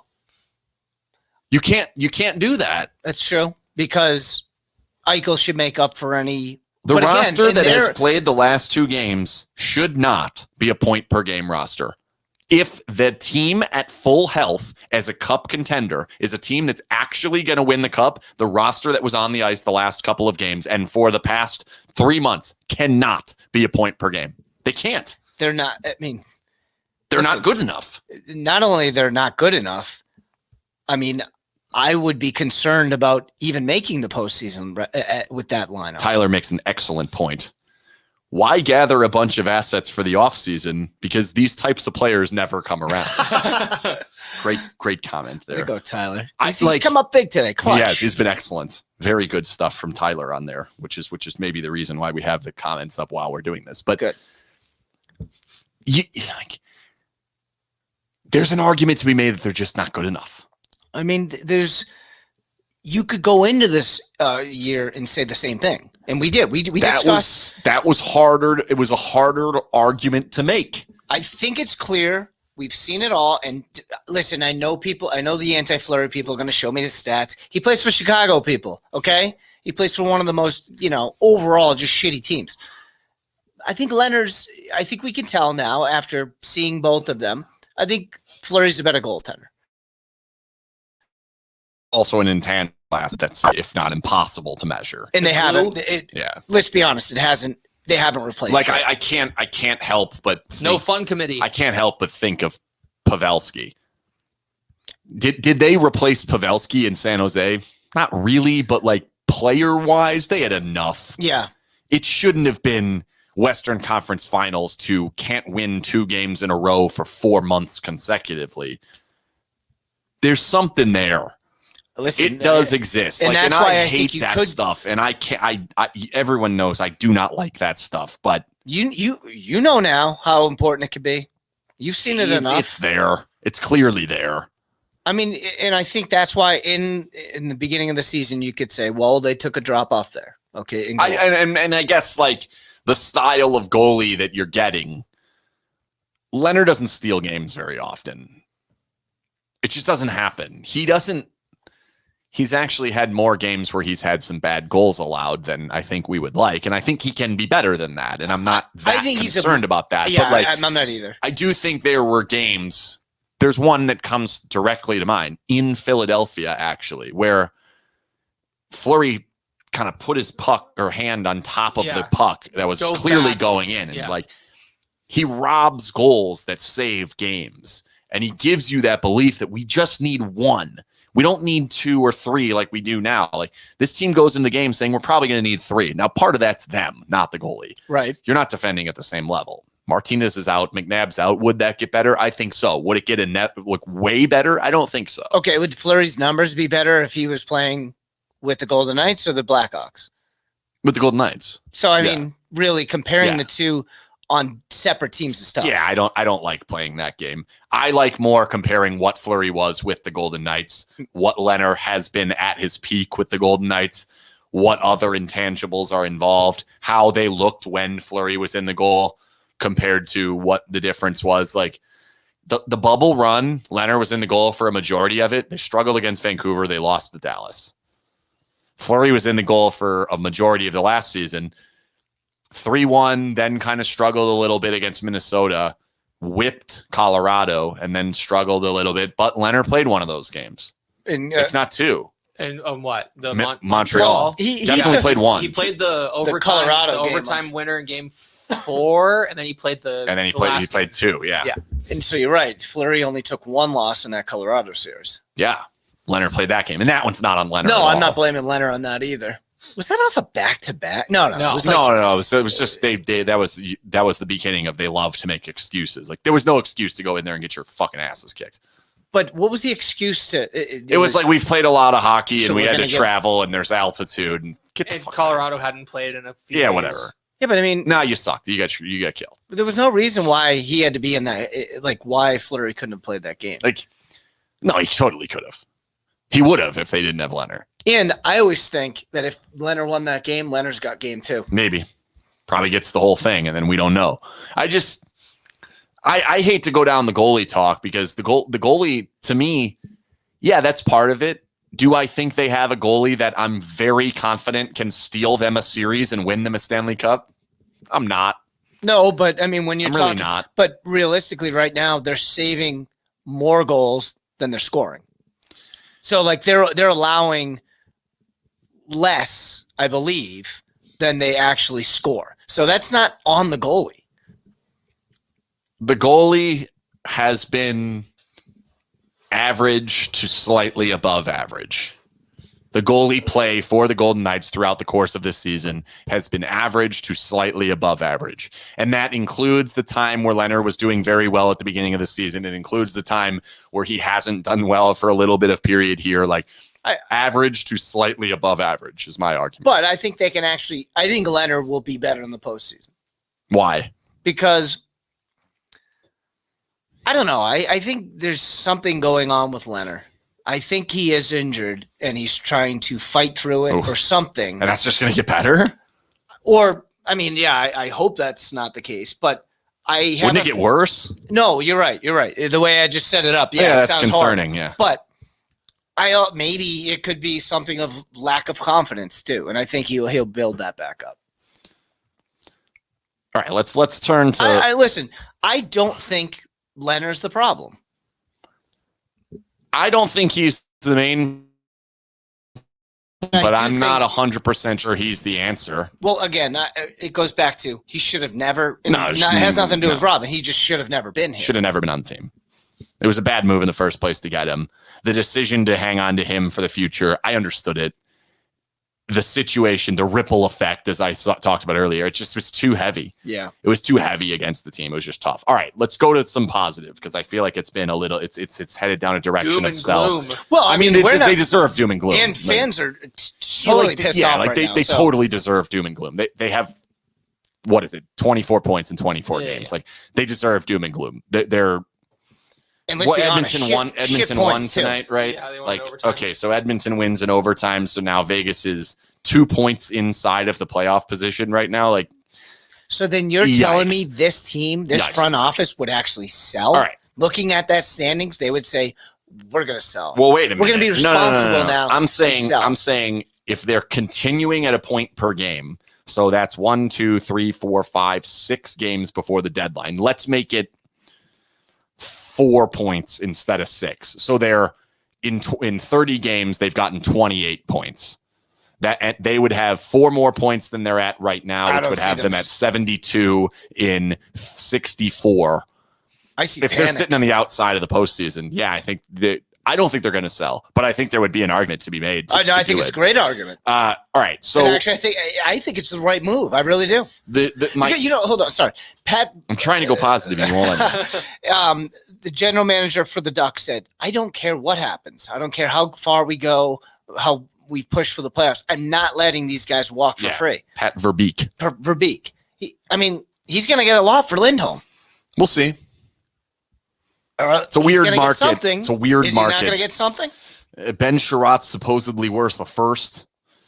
If And he then, then like- Hampus should be worth like 3 firsts. Yeah. But like that's not how it's going to go. It's a weird market right now. I'm not sure what this deadline is going to look like. I don't know what the Golden Knights are going to do. It's weird. I do think we're going to get a lot of information on the health of Martinez and Stone based on what they do at the deadline. If they sit pat and do absolutely those guys aren't nothing, coming if they back. sell, they're definitely out for the season, Yeah. and they're probably not going to be healthy for a while. Right. If they do absolutely nothing, I think it's kind of an indication of like, They may I be don't back. know what we're going to get Yeah. when we get these Well, guys that's back. that's not a good. You can't do that. If You they can't buy rely on- heavy, They're buy going for Claude it. Giroux, then they're like, these guys are going to be fully healthy. In which case, I will scream they're cheating the cap even further. Okay, let's go. Let's go to the positive. How could they go? all Stop right. it. Shut the fuck Okay. up. Okay. Positive. 4 games left in the road trip. Then you have the rest of this month actually isn't that easy. Like Pittsburgh's a challenging team. Columbus is They're not beating playing Pittsburgh. better. They can beat Pittsburgh. The Golden Knights this roster should be able to beat anyone, and they're good on second nights of back-to-back. Whatever, we'll see. Columbus, they're okay. They're playing a little been bit playing better. well. Yeah, they're playing a little bit better. Not an easy game. Winnipeg's in there twice. Florida at home, Nashville at home, LA at home.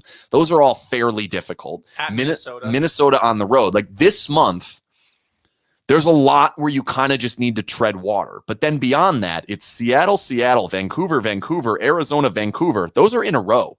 Seattle, Vancouver, Arizona, Vancouver. Wow. That It's should like a- be like You got- 10 you got points. Bars. You got bars, Ken. A lot. Yeah, sure. Yeah, but I mean, let's just say Vancouver is they're not going to blow it up. Because there is talk about They're there's still not talk that about good. not moving best or not moving. I mean, they're Miller. still not that good. Maybe they're competing. They're still not that good. They're not competing. But you didn't hear what I said. You don't listen. Vancouver? Anyways, I mean, they're like 4 points out of the playoffs. They might even didn't they? They're Anyways, they're 6 points out of the playoffs with a game in hand. if JT Miller if they don't trade JT Miller Possibly 5. and they don't trade Brock Besser, they believe in their team. Yeah, and So- that's gonna probably be dumb. They're not that good. Same thing. Like when But you you have play 'em- when you have 62 points in 57 games, you're not that good. They've played better. Who's played better in the second half of the season? Probably Vancouver. Yes, Winnipeg, same thing. Have played better. But like I think when you look at the group of games that are coming up, a point per game for the next 2 weeks is probably still going to be okay. Right. It's where you then have to make hay down the stretch.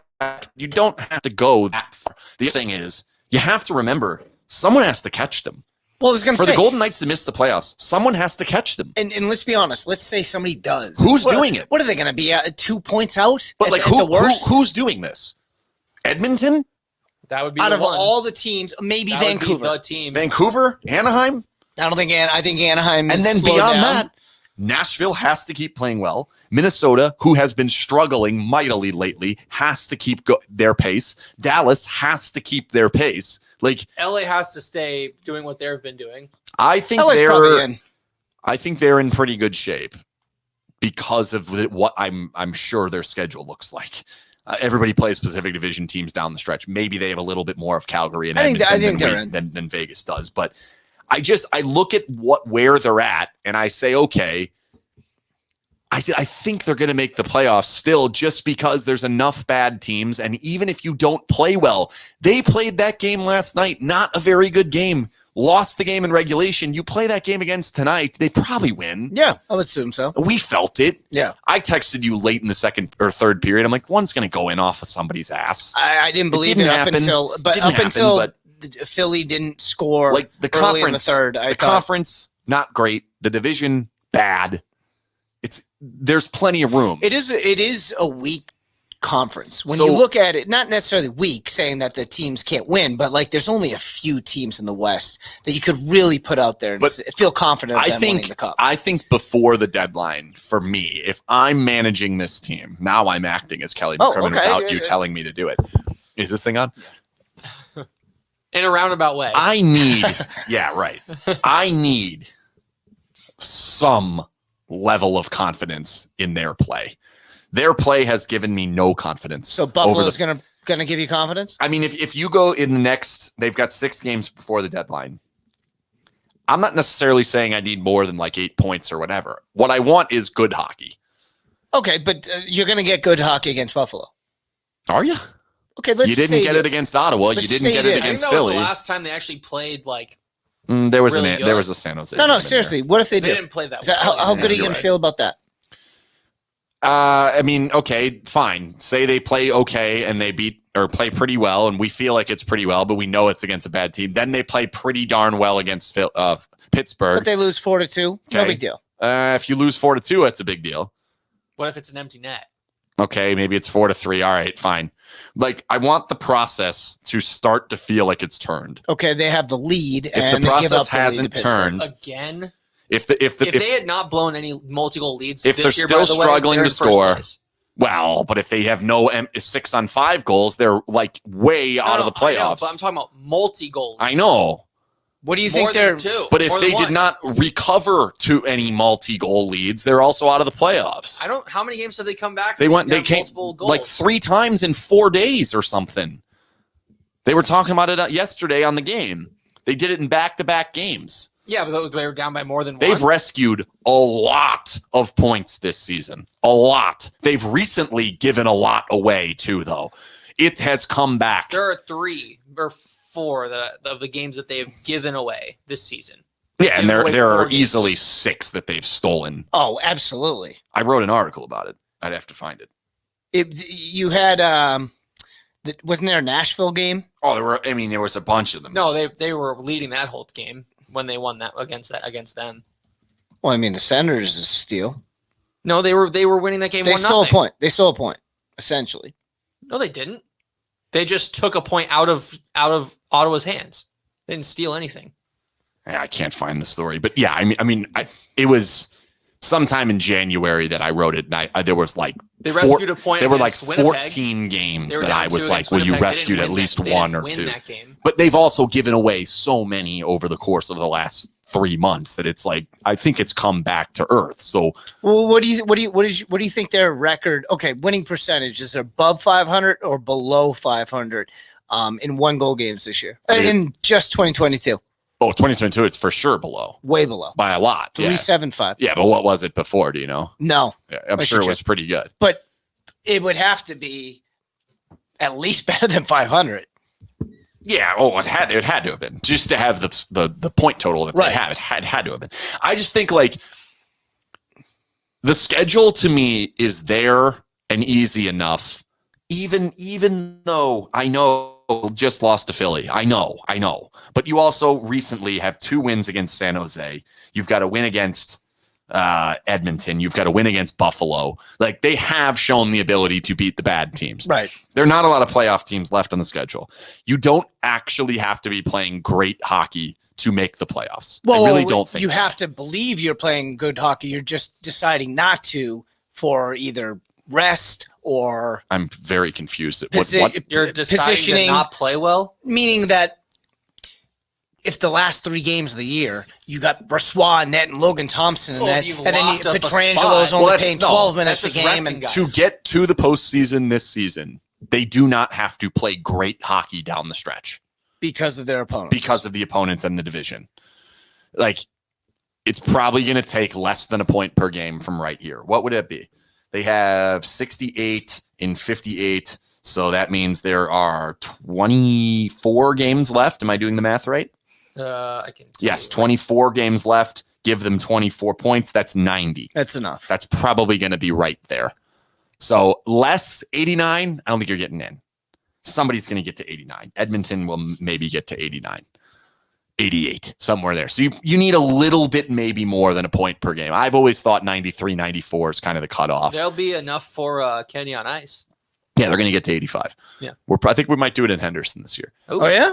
Yeah. Little change of venue. But so far I away. think prior to the deadline, to really have this team feeling like they deserve to have a shot to be backed, I believe in you. Keep going. You're going to have to turn the corner soon. Probably tomorrow. It does. I mean, I don't care about Like, if tomorrow's game. I think more against like after tomorrow. What if they go like 6-0? You can't before lose the tomorrow. deadline? You can't lose tomorrow. That's- Would 6-0 before the But deadline even be if you good? Yeah, well, yeah, absolutely. But even if you obviously. win tomorrow, they're not going 6-0 before the it deadline. shouldn't influence you. No. Tomorrow's game is like a lot of these ones in the past. If you win, it just gets written off as good job. That's what we should have done. If you lose, it's a fucking disaster. Right? Like, so just don't. But what are we going Just to hear don't. if they win? This team Who learns how cares? to Who bounce cares? back. Why do you They care? rebound Stop it. after a Enough. tough Stop loss. it. Stop it. Stop it. Stop We're it. gonna hear that. Stop it. I hate when you do that. How many times do we have to go over the pavlum that we are fed is bullshit?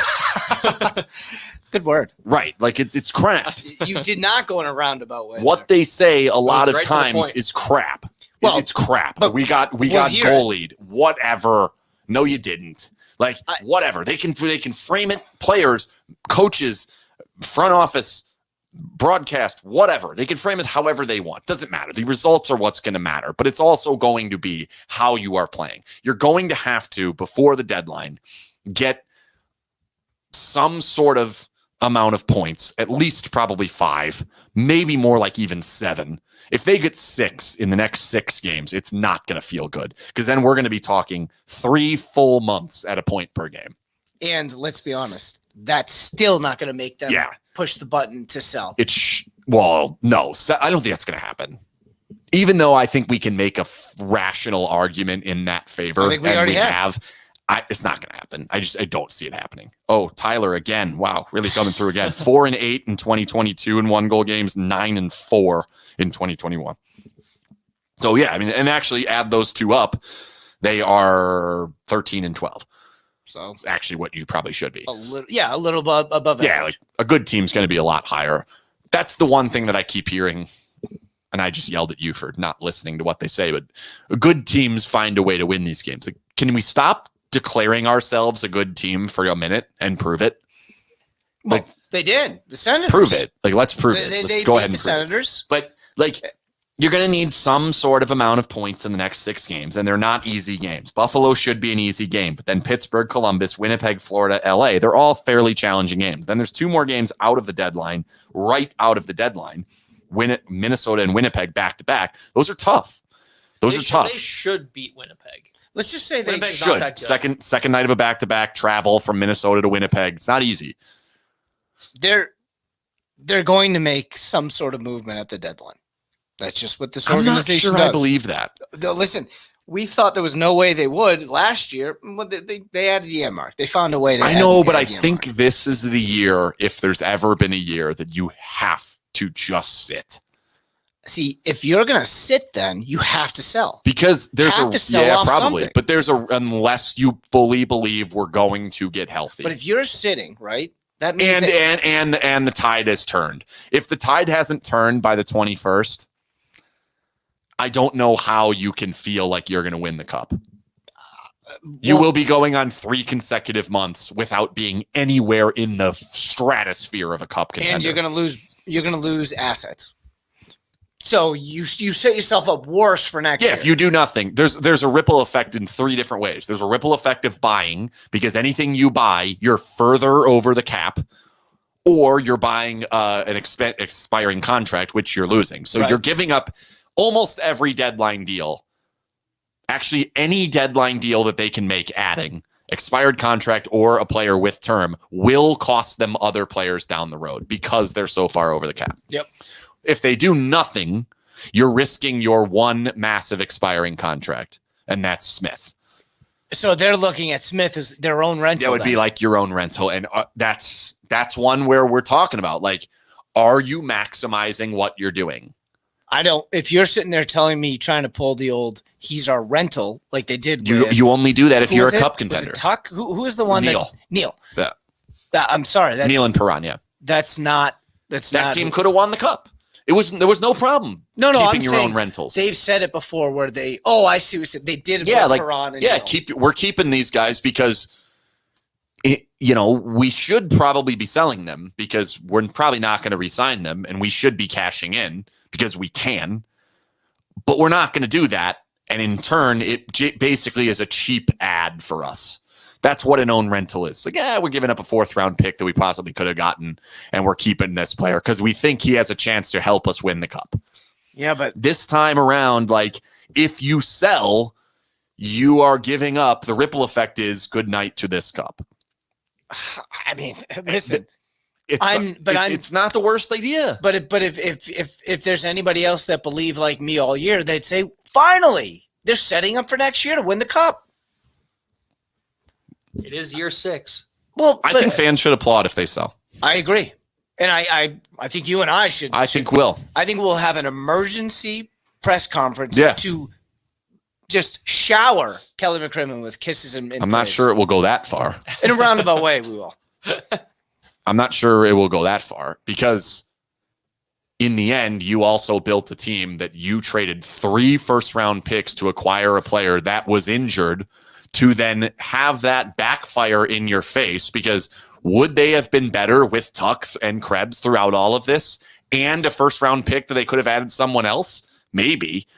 Well, if because you part don't of the have reason they're not in the playoffs right now or nearing the playoffs or we're talking about playoffs is because Eichel missed 4 months. right.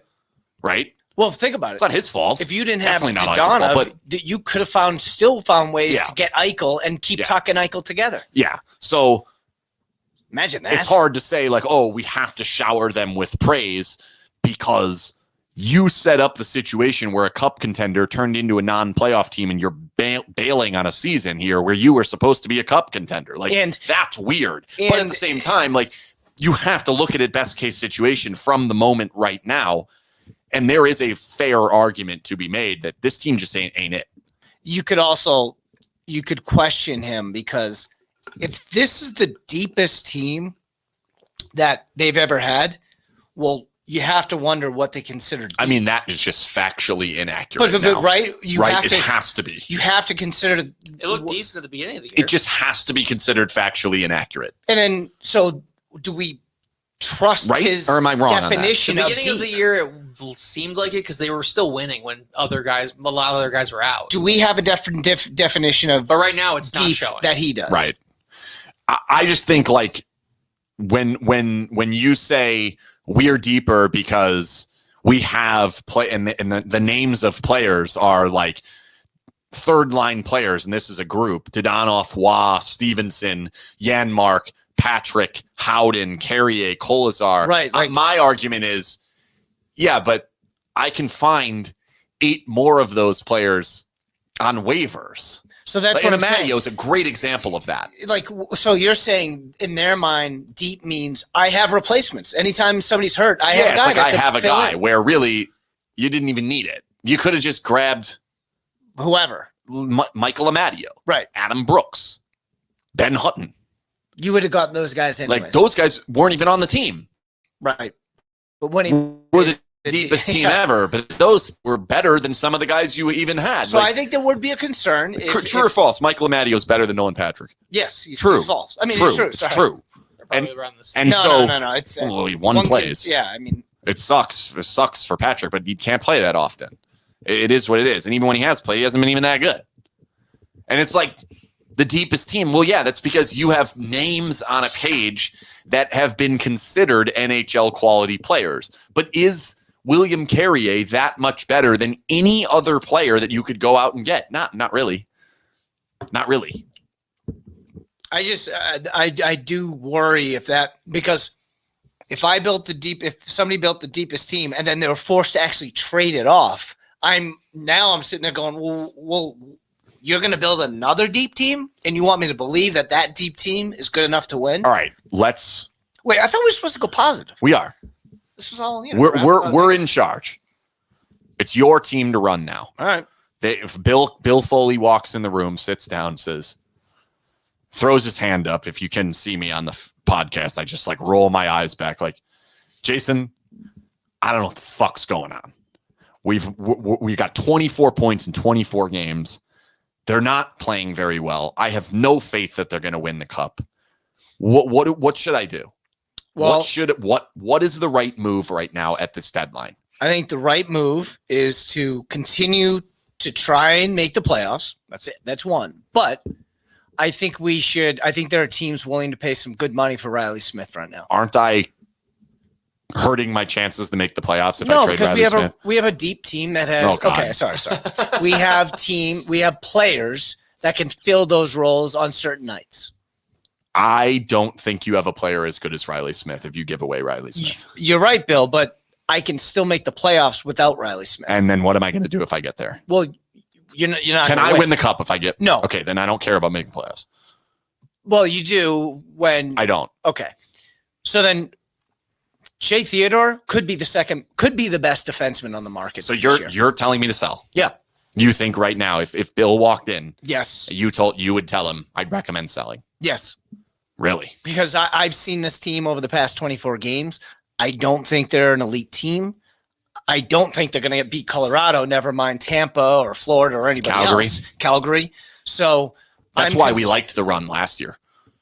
We liked the lead up. Was like, well, it's Colorado, but beyond Colorado, they're probably going to get the easiest team that we knew was that because the way it was set up, they're going to get the next easiest team. It's going to have to be Colorado and Tampa.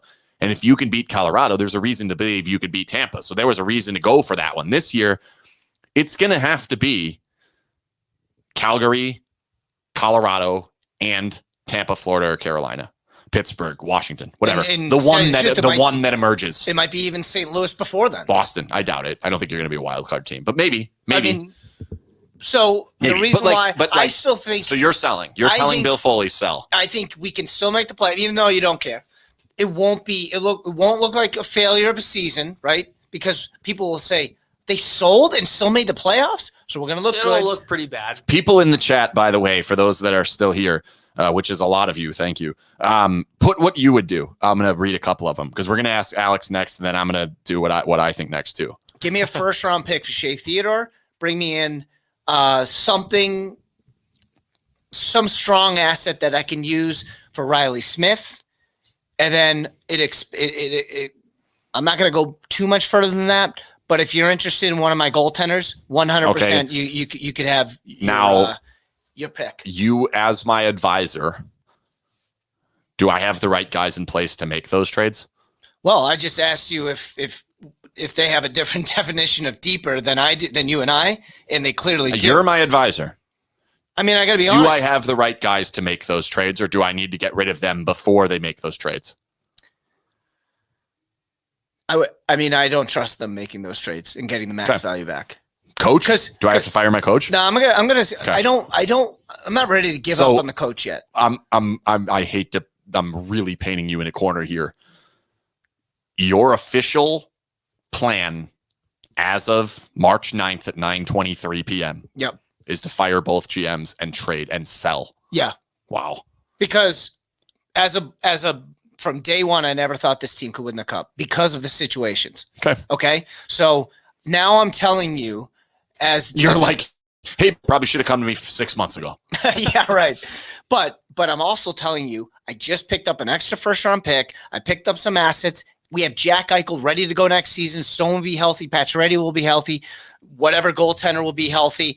And we have a legitimate shot of chasing another free agent because we have some money. And I think we're going to be better we'll be better game one of next year than we will be game one of the playoffs. Okay, Alex. I would trade Dadonov away. Okay, so I'm giving up an asset. See, that's why I didn't. Really? Yep. Why? Just if you do we get better doing that? You gave away something. Hang on. You might. Really? You might be the same. Who is going in? It's Janmark? Yeah. And we're getting better. You saving money. You're getting rid of money on the cap. Why do I care? You're getting an ad. What does it matter? Back for the draft. No, I'm not. I'm giving something up. Mm-hmm. That's what I would do. Nobody's taking Dadonov for free. So your recommendation? Am I making the playoffs? Most likely. Do I have a cup contending team? Fully healthy? I don't know. Okay. Because we haven't seen it. If that's the case, why am I giving away a guy who has the ability to score? He has like 11 goals. Yeah, you might need Dadonov if they do come back healthy. Enough. And so I'm just, for no reason, Are you saving me money? You're Like, what is also the benefit here? I'm not getting an money asset for next year. It's a plan. It's a future. All right. Yeah. So we are selling. One player. Which he doesn't consider an impact player, which is fine. The reason I'm painting you into a corner, You have too. to get money for Riley Smith.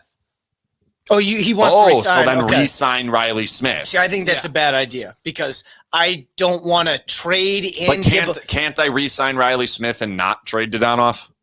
Why am I giving up an asset right now? Well, I was going to say, why am I giving something away? Is it really to keep Riley? I do not think it's addition by subtraction. There's no way Jonas Rönnbjerg's better. There's no way. It's my next player up. There's not a chance. On a fully healthy roster? No, he's not. Do you think Dadonov's in the lineup on a fully healthy roster? Yes, of course. Yeah. But so that means someone else would have to go in. Playing a significant role. Why would you trade up like he's not Cody Eakin where the puck touches his stick and it goes to shit. He's not William Carey. See you tomorrow. It's been that way. No, it hasn't. He scored the last goal. Right. That was one time. You think he's been on so many of those chances? Oh, I don't think he has been like a black hole of offense. I do. He has not been good. You honestly think the team gets better, so you think they should healthy scratch him tomorrow? No, because against of the Buffalo. Injuries, but why though? Well, they should be Buffalo. That's the same as trading him. I'm giving up an asset to trade him. It costs a pick to trade him. No one's taking him. I do not think he fits on the team, and I think so. Healthy scratch. But I also think it forces you to change some things. Should I healthy scratch Evgeny Dadonov tomorrow against Buffalo? Sure, if you want. Maybe see something different. It forces you to change the power play. Wild to me. It all forces you to change the power play. So I've now, and that's all we're doing? Yeah. All right. And I have the right people in place to make that move? I think so. And I have the right coach in place? For now. Boy, that's a wacky plan to me. Okay. Interesting. My answer, question one of the then GMs. we'll go to all the ones because we have gotten some in the anyone calling me stupid chat. I haven't scrolled down for a minute. I'm hoping so. Somebody should put a super chat in that calls you stupid. Then it'll be worth double. Yeah, there you go. I think I'd sit. I think I'd do absolutely nothing. So you're basically just giving up. Yeah, pretty much. Either they have it or they don't. I don't think I can sell, even though I do think there is a reason to believe that we should sell, that we could. I would probably have my GM call in as a seller. To get the market going. What do you think on this? And if someone blows my socks off, if I'm getting 2 first-round picks for Shea, let's go. Let's go. All right. So now you're telling me you're leaving those deals out there. Honestly, the potential of those deals by just sitting. Honestly, I think if I can get a first-round pick for just about anybody, I'm doing it. Please. Can they get a first-round pick for anybody right now? Probably Shea. You think so? Yeah. I'm not sure. I think Theodore that would be your probably your highest first and first then change, or am I only getting a first? Maybe a middle tier prospect. Does it change in the William offseason? Karlsson could get maybe a high second. Like if I trade Shea Theodore right now and I get a first, is it going to change in the offseason? You're making the playoffs. Is it? No, whatever. Don't worry about that. I've given up on that. Okay. I would, if Bill came in right now, I would tell him this team can't win. And just is the reason why you're not don't believe it. Is the reason why you're not making moves because you don't the trust reason why you I'm not trust the people to make I think moves? the main reason why I'm not making moves is because I still think, even though I'll tell you this team ain't it, there's still a tiny glimmer that I'm not sure I'm worth killing off right now when I don't think the value is going to change. If we get to the offseason and they miss the playoffs or they lose in the first round, I think the value on Shea Theodore is still going to be a first round pick. And that's a good point. The value on William Karlsson is still going to be a first round pick. But isn't he whatever, could you argue he's better than Sherrod? Can you argue that maybe not Lindholm, but maybe you could argue they're close? It's going to be the same thing. The only one would be Smith. Right. You can't lose him. I would consider saying we're going to have to get a deal worked out on him, or we're going to have to move on. And Janmark too. If there's value for Janmark, go now. And that one now that I'm thinking about it, If you can get anything for Janmark, do it tomorrow. Okay, what about your goalies? Instantly. Goalies, Brossoit. If I can get anything from Brossoit, I'll do it. What if you can get anything because for I think Thompson can be a capable backup next year. So if I can get anything from Janmark, if I can get anything from Brossoit, I'll take them both. So you're not sitting. You're Smith, you're not leaving. Yeah, the more you say that, probably not. And then Smith, the glimmer of hope makes me say, you know what? If it's not at least a second round and plus, like I want 2 seconds. Anything short of that, it's fine. I think you can get fine. that. Like it's fine. Don't worry about it. And then I would say, don't fire the coach. Would you take anything if you knew that you could re-sign him in the offseason? If you knew that if you traded him away, he was definitely coming back. Leave him because it's going to be a small asset. I don't value third round picks that highly. Listen, second round pick is okay. Can like we be it's honest? fine. I think Golden Knights should see what's happened and see where the value lies. But I do think you need to have some of them to be able to pull off some of these deals when you may need them down the road. I wouldn't fire anybody at this point. I think it's too quickly to the deadline to make that move. You put me I know. You put me in a spot and I had to make the move. And That's fine. And if I want a real return, I worry about what the return would be. Because, right? I mean, has there been questions in trades in the past? And have we wondered if they could have done better? For sure. Joseph says trade Leonard and Smith and start Logan Thompson. Easy E, fire DeBoer, trade Leonard. Jeff, reload, trade 27 and 71. Tyler, fire DeBoer, spot, trade Leonard. Christian, sell Theodore and Brossoit for picks. And for Smith, get a young kid. Joseph again. I think I already read him. Trade Leonard and start Logan Thompson. Move Theo and or Carlson, says Jonathan. Desert train guy. Desert train guy. Is it train guy? Are there a lot of trains in the desert? Yeah, there are trains that go through Las Vegas. Okay. I know there's that one. The kind of over train, the top of. No, not that one. Were you worried about that? No, the one that goes over Decatur. Well, Desert Train guy says, I agree with Jason. And he also says maybe get a new coach. Richard, do nothing. We can win with this team. Just been a couple of bad months. Not sure I believe Richard, that. Good for you, Scott, Richard. Trade Stone, true, fragile, and old. Can't do that. Wait, I got a question for Richard. If he thinks they can win, why sit? Why does he not want them to go out and get a little bit? For future cap, Ryan, this is Ryan, shop one of Stone or Patches and Leonard. Again, you can't trade Stone. Get some draft picks back under the cap. Sign Smith to a contract. 3 picks for Leonard, question mark. I don't know what that one is. Meaning us sending 3 picks? Nick at Friday nights. Oh, Nick, it's a Nick at night. Reference. Nice. I'm selling any combination of Carlson, Theodore, Janmark, Coughlin, Smith, or Brossoit. I'm surprised how many people are selling. Stop it, Christian. Get Reeves back. Stop it. Like a lot of people. If you don't believe you can win, you probably should restock while the iron's hot a little bit here. I don't. There's nothing that says you're giving up or you're as an organization or you don't believe in this team. If you're trying to build for the future and to win a cup. You can't sell. If you sell Riley Smith or you sell even Evgeny Dodonov, you're saying, I don't think this team can win the cup. Okay. Can you? Unless you believe, like Alex does, that literally benching Evgeny Dodonov makes you a better hockey team. I completely and utterly disagree. He's just been not effective. But what if I rewind a little bit and actually did believe that I had a deep Can you team? do that again for the camera? Rewind. Thank you. Is that rewind? Yeah. And then Ken's arms moving up and down. If you believe that you're a deep team, then why not be able to trade a guy and still win in the playoffs? I don't have an answer for that. I really don't, because I just don't think they're a deep team. Well, I never did. I mean, neither. And we said it the day. Yeah, we didn't like that comment. I just like Nolan Patrick. Was that the move? Dodonov, was that the move that made it better than the first year team? Yeah, and then you traded 2 usable players, Tuck and Krebs. I mean, was that second year team not really deep? And you spent money. Oh yeah, it was. You spent money on a backup goalie that you didn't have to do. I still will never understand that one. on a day where goalie interference should be on the air and disparaging paying backup goalies is like sacrilegious. And I completely understand why Mike believes that. You can't pay a backup goalie. I agree.